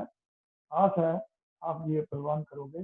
वाहिगुरू जी का खालसा ਵਾਹਿਗੁਰੂ ਜੀ ਕੀ ਫਤਿਹ। ਵੀਰ ਤਜਿੰਦਰ ਸਿੰਘ ਜੀ ਨੇ ਬਹੁਤ ਹੀ ਵਿਸਥਾਰ ਨਾਲ ਸ਼ਬਦ ਦੇ ਵਿੱਚ ਬਾਕੀ ਜਿਹੜੀਆਂ ਐਗਜ਼ਾਮਪਲਸ ਆਈਆਂ ਨੇ ਉਹਨਾਂ ਨੂੰ ਵੀ ਖੋਲ ਕੇ ਔਰ ਹੋਰ ਗੁਰਬਾਣੀ ਦੀ ਬਹੁਤ ਸਾਰੀਆਂ ਤੁਕਾਂ ਦੇ ਕੇ ਸਾਨੂੰ ਇਹ ਗੱਲ ਬਹੁਤ ਹੀ ਸਪਸ਼ਟ ਕੀਤੀ ਹੈ ਕਿ ਵਿਦਿਆ ਵਿਚਾਰੀ ਤਾਂ ਪਰਉਪਕਾਰੀ। ਅੱਜ ਇਸੇ ਗੱਲ ਦੀ ਸਮੱਸਿਆ ਹੈ ਕਿ ਸਾਡੀ ਕੌਮ ਵਿੱਚ ਵਿਦਵਾਨ ਤਾਂ ਬਹੁਤ ਹੋ ਗਏ ਹਨ, ਪਰ ਵਿਦਵਤਾ ਦਾ ਤਾਂ ਫਾਇਦਾ ਹੈ ਜੇਕਰ ਕੋਈ ਪਰਉਪਕਾਰੀ ਹੋਵੇ। ਪਰ ਪਰਉਪਕਾਰ ਦੀ ਥਾਂ ਤੇ ਬਹੁਤ ਸਾਰੇ ਵਿਦਵਾਨ ਇਹੋ ਜਿਹੇ ਨੇ ਜਿਨ੍ਹਾਂ ਕਰਕੇ ਕੌਮ ਦੇ ਵਿੱਚ ਅੱਗੋਂ ਹੋਰ ਵੰਡੀਆਂ ਔਰ ਕਈ ਤਰ੍ਹਾਂ ਦੇ ਸੱਜੇ ਖੱਬੇ ਖਿਆਲ ਜਿਹੜੇ ਨੇ ਉਹ ਫੈਲਾਏ ਜਾ ਰਹੇ। ਤੋ ਸਾਨੂੰ ਹਰ ਕੰਮ ਜਿਹੜਾ ਹੈ ਉਹਦਾ ਗੋਲ ਪਹੁੰਚਣਾ ਹੈ। ਜੇ ਕੋਈ ਵੀ ਸਾਡਾ ਕੰਮ ਅਸੀਂ ਕਰਦੇ ਹਾਂ ਕੋਈ ਗੋਲ ਹੈ, ਜੇ ਅਸੀਂ ਉੱਥੇ ਪਹੁੰਚੇ ਨਹੀਂ ਤਾਂ ਉਹਦਾ ਕੋਈ ਲਾਭ ਨਹੀਂ। ਜੇ ਆਪਾਂ ਸਹੀ ਰਸਤੇ ਨਹੀਂ ਚੱਲ ਰਹੇ ਤੇ ਅਸੀਂ ਮੰਜ਼ਿਲ ਤੇ ਕਦੀ ਵੀ ਨਹੀਂ ਪਹੁੰਚਾਂਗੇ, ਗਲਤ ਪਾਸੇ ਪਹੁੰਚਾਂਗੇ ਜਾਂ ਨਹੀਂ ਪਹੁੰਚਾਂਗੇ। ਇਸੇ ਤਰ੍ਹਾਂ ਜਿਹੜੀ ਅੱਜ ਦਾ ਸਵਾਲ ਸੀ ਵਿਦਿਆ ਵਿਚਾਰੀ ਤਾਂ ਪਰਉਪਕਾਰੀ, ਵਿਦਿਆ ਲੈਣ ਦਾ ਤਾਂ ਹੀ ਫਾਇਦਾ ਕਿ ਜੇਕਰ ਬੰਦਾ ਜ਼ਿੰਦਗੀ ਵਿੱਚ ਪਰਉਪਕਾਰੀ ਬਣੇ। ਜਿਵੇਂ ਵੀਰ ਜੀ ਨੇ ਬੜੀ ਸੁੰਦਰ ਗੱਲ ਦੱਸੀ ਹੈ ਸ਼ਬਦ ਦੇ ਵਿੱਚੋਂ ਕਿ ਸਫਲ ਗ੍ਰਸਤੀ ਉਹ ਹੈ ਜਿਹਨੇ ਗ੍ਰਸਤ ਵਿੱਚ ਰਹਿੰਦਿਆਂ ਆਪਣੇ ਵਿਕਾਰਾਂ ਤੇ ਕਾਬੂ ਪਾਇਆ। ਇਹ ਸਾਰੀਆਂ ਗੱਲਾਂ ਇਹਦੇ ਵਿੱਚ ਸਾਨੂੰ ਆ ਜਾਂਦੀਆਂ ਨੇ। ਖੈਰ ਸਮਾਂ ਬਹੁਤ ਥੋੜਾ ਤੇ ਆਪਾਂ ਅਗਲੇ ਸਵਾਲਾਂ ਵੱਲ ਚੱਲਦੇ ਹਾਂ। ਅਗਲਾ ਸਵਾਲ ਹੈ ਜੀ, ਦੁੱਖ ਅਤੇ ਸੁੱਖ ਗੁਰੂ ਵੱਲੋਂ ਮਿਲਦੇ ਹਨ ਜਾਂ ਪਰਮਾਤਮਾ ਵੱਲੋਂ, ਜਾਂ ਆਪਣੇ ਕਰਮਾਂ ਕਰਕੇ ਦੁੱਖ ਸੁੱਖ ਮਿਲਦੇ ਨੇ? ਸਵਾਲ ਹੈ ਸਰ ਗੁਰਮੀਤ ਸਿੰਘ ਜੀ ਲੁਧਿਆਣਾ ਤੋਂ। ਇਹਦੇ ਨਾਲ ਲੱਗਦਾ ਸਵਾਲ ਜਿਹੜਾ ਮਿਲਦਾ ਜੁਲਦਾ, ਇਹ ਪ੍ਰਿੰਸੀਪਲ ਸੁਰਿੰਦਰ ਸਿੰਘ ਜੀ ਨੇ ਅੱਗੇ ਵੀ ਸਾਨੂੰ ਸਪਸ਼ਟ ਕੀਤਾ ਸੀ, ਅੱਜ ਉਹਨਾਂ ਨੂੰ ਦੁਬਾਰਾ ਬੇਨਤੀ ਕੀਤੀ ਹੈ ਵੀ ਇਹਨੂੰ ਕਿਰਪਾ ਕਰਕੇ ਦੱਸੋ ਜੀ। ਆਵਾਜ਼ ਨਹੀਂ ਆ ਰਹੀ ਜੀ, ਮਿਊਟ ਕਰ ਲਓ। ਪ੍ਰਿੰਸੀਪਲ ਸਾਹਿਬ ਆਪਣੇ ਮਿਊਟ ਕਰੋ ਜੀ, ਤੁਹਾਡੀ ਆਵਾਜ਼ ਨਹੀਂ ਆ ਰਹੀ।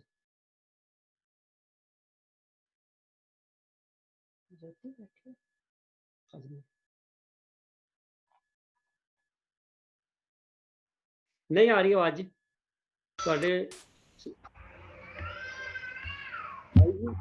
हाँ ठीक है। ਵਾਹਿਗੁਰੂ ਜੀ ਕਾ ਖਾਲਸਾ ਵਾਹਿਗੁਰੂ ਜੀ ਕੀ ਫਤਿਹ ਜੀ। ਦੁੱਖ ਤੇ ਸੁੱਖ ਬਾਰੇ ਪਹਿਲਾਂ ਵੀ ਬੜੇ ਵਿਸਥਾਰ ਦੇ ਵਿੱਚ ਅਸੀਂ ਵਿਚਾਰ ਕੀਤੇ ਸਨ ਸਾਂਝੇ।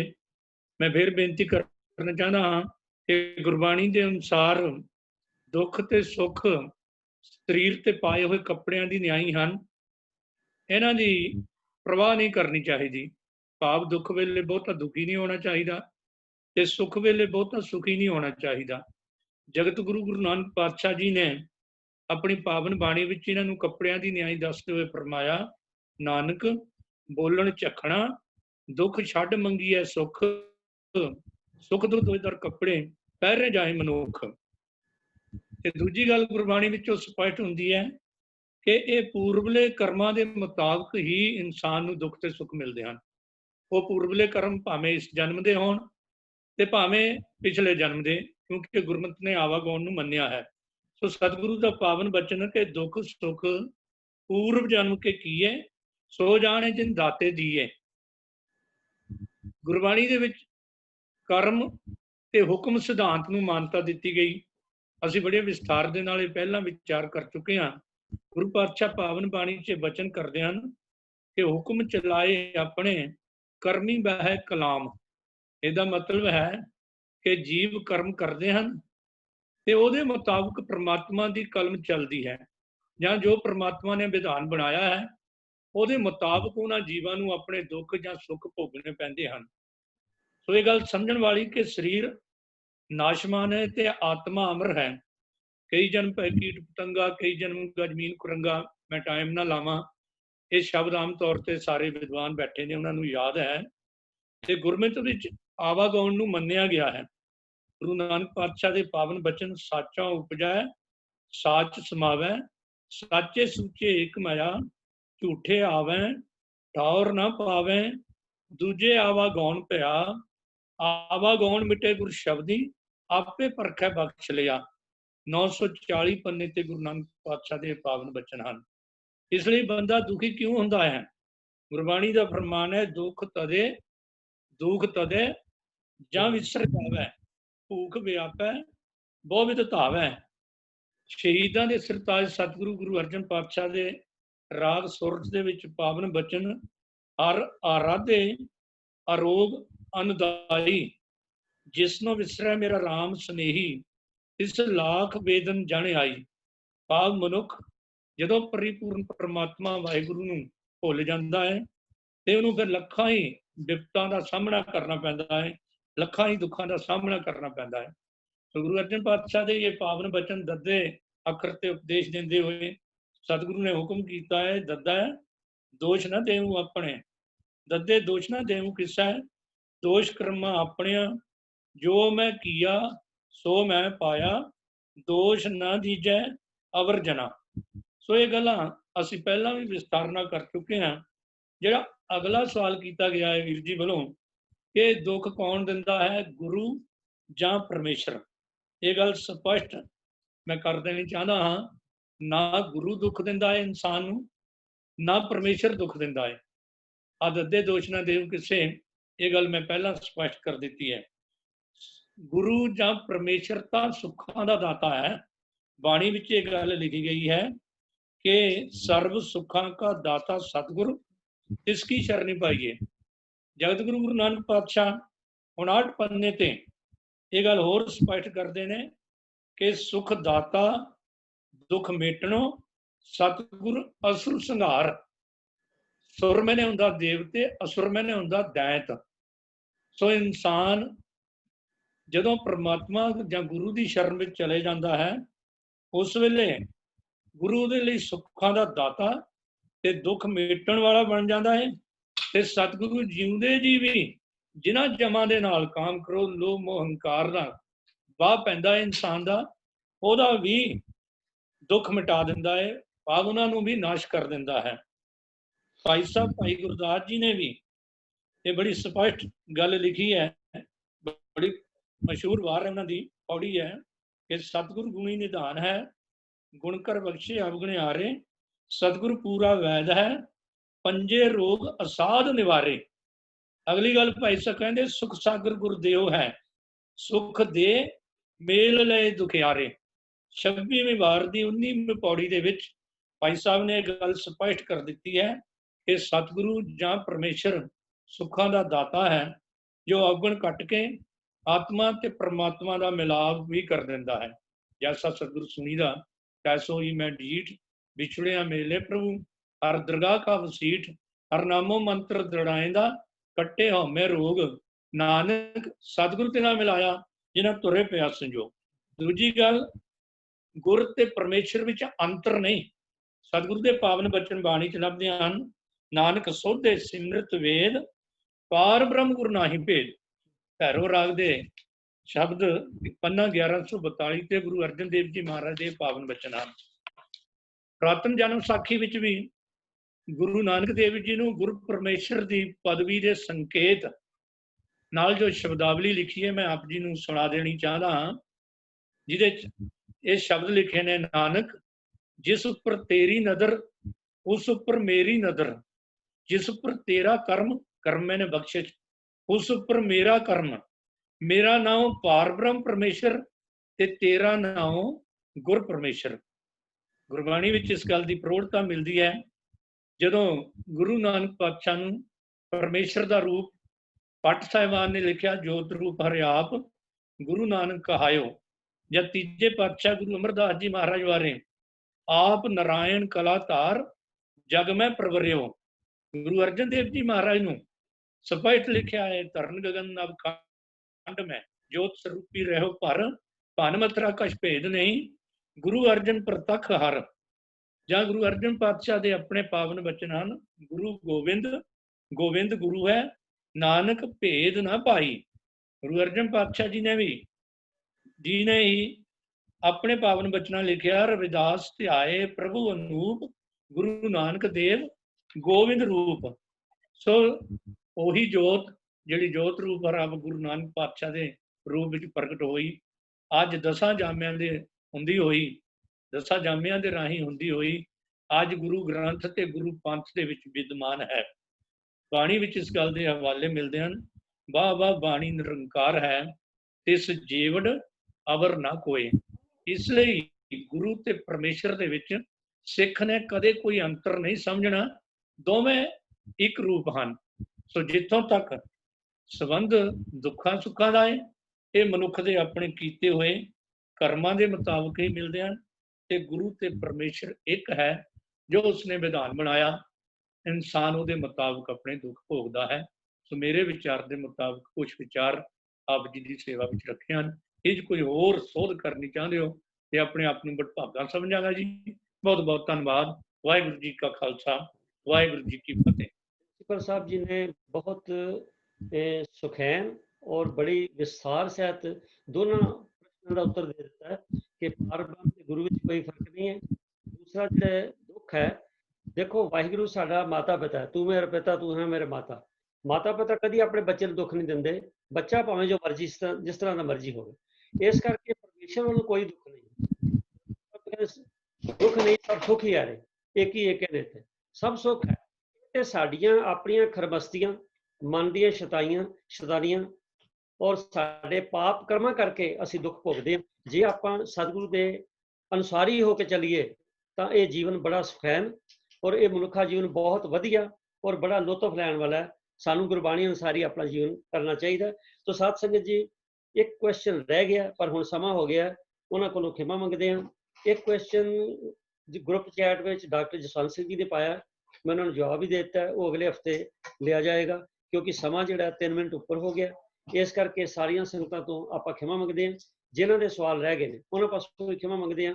ਸਾਰੇ ਪੈਨਲ ਵੀਰਾਂ ਦਾ ਬਹੁਤ ਬਹੁਤ ਧੰਨਵਾਦ ਹੈ, ਜਿਹੜੇ ਸਾਰੇ ਹਫਤਾ ਪੂਰੀ ਤਰ੍ਹਾਂ ਮਿਹਨਤ ਕਰਕੇ ਆਪਣੇ ਵੱਲੋਂ ਪੂਰਾ ਜਿੰਨਾ ਗੁਰਬਾਣੀ ਚਾਨਣ ਬਖਸ਼ਦੀ ਹੈ ਉਹ ਲਿਆ ਕੇ ਸਾਡੇ ਸਾਹਮਣੇ ਰੱਖਦੇ ਨੇ। ਇਹਨਾਂ ਦਾ ਧੰਨਵਾਦ ਹੈ, ਸਾਰੀ ਸੰਗਤ ਦਾ ਧੰਨਵਾਦ ਹੈ ਕਿ ਤੁਸੀਂ ਬੜੀ ਹੀ ਪੇਸ਼ੈਂਸ ਦੇ ਨਾਲ ਉਹ ਰੋਜ਼ਾਨਾ ਜੁੜ ਕੇ ਜਿੱਥੇ ਆਪਣਾ ਜਨਮ ਸਫਲਾ ਕਰਦੇ ਹੋ ਉੱਥੇ ਸਾਨੂੰ ਵੀ ਤੁਸੀਂ ਮੋਟੀਵੇਟ ਕਰਦੇ ਹੋ ਕਿ ਇਸ ਪਾਸੇ ਚੱਲੀਏ।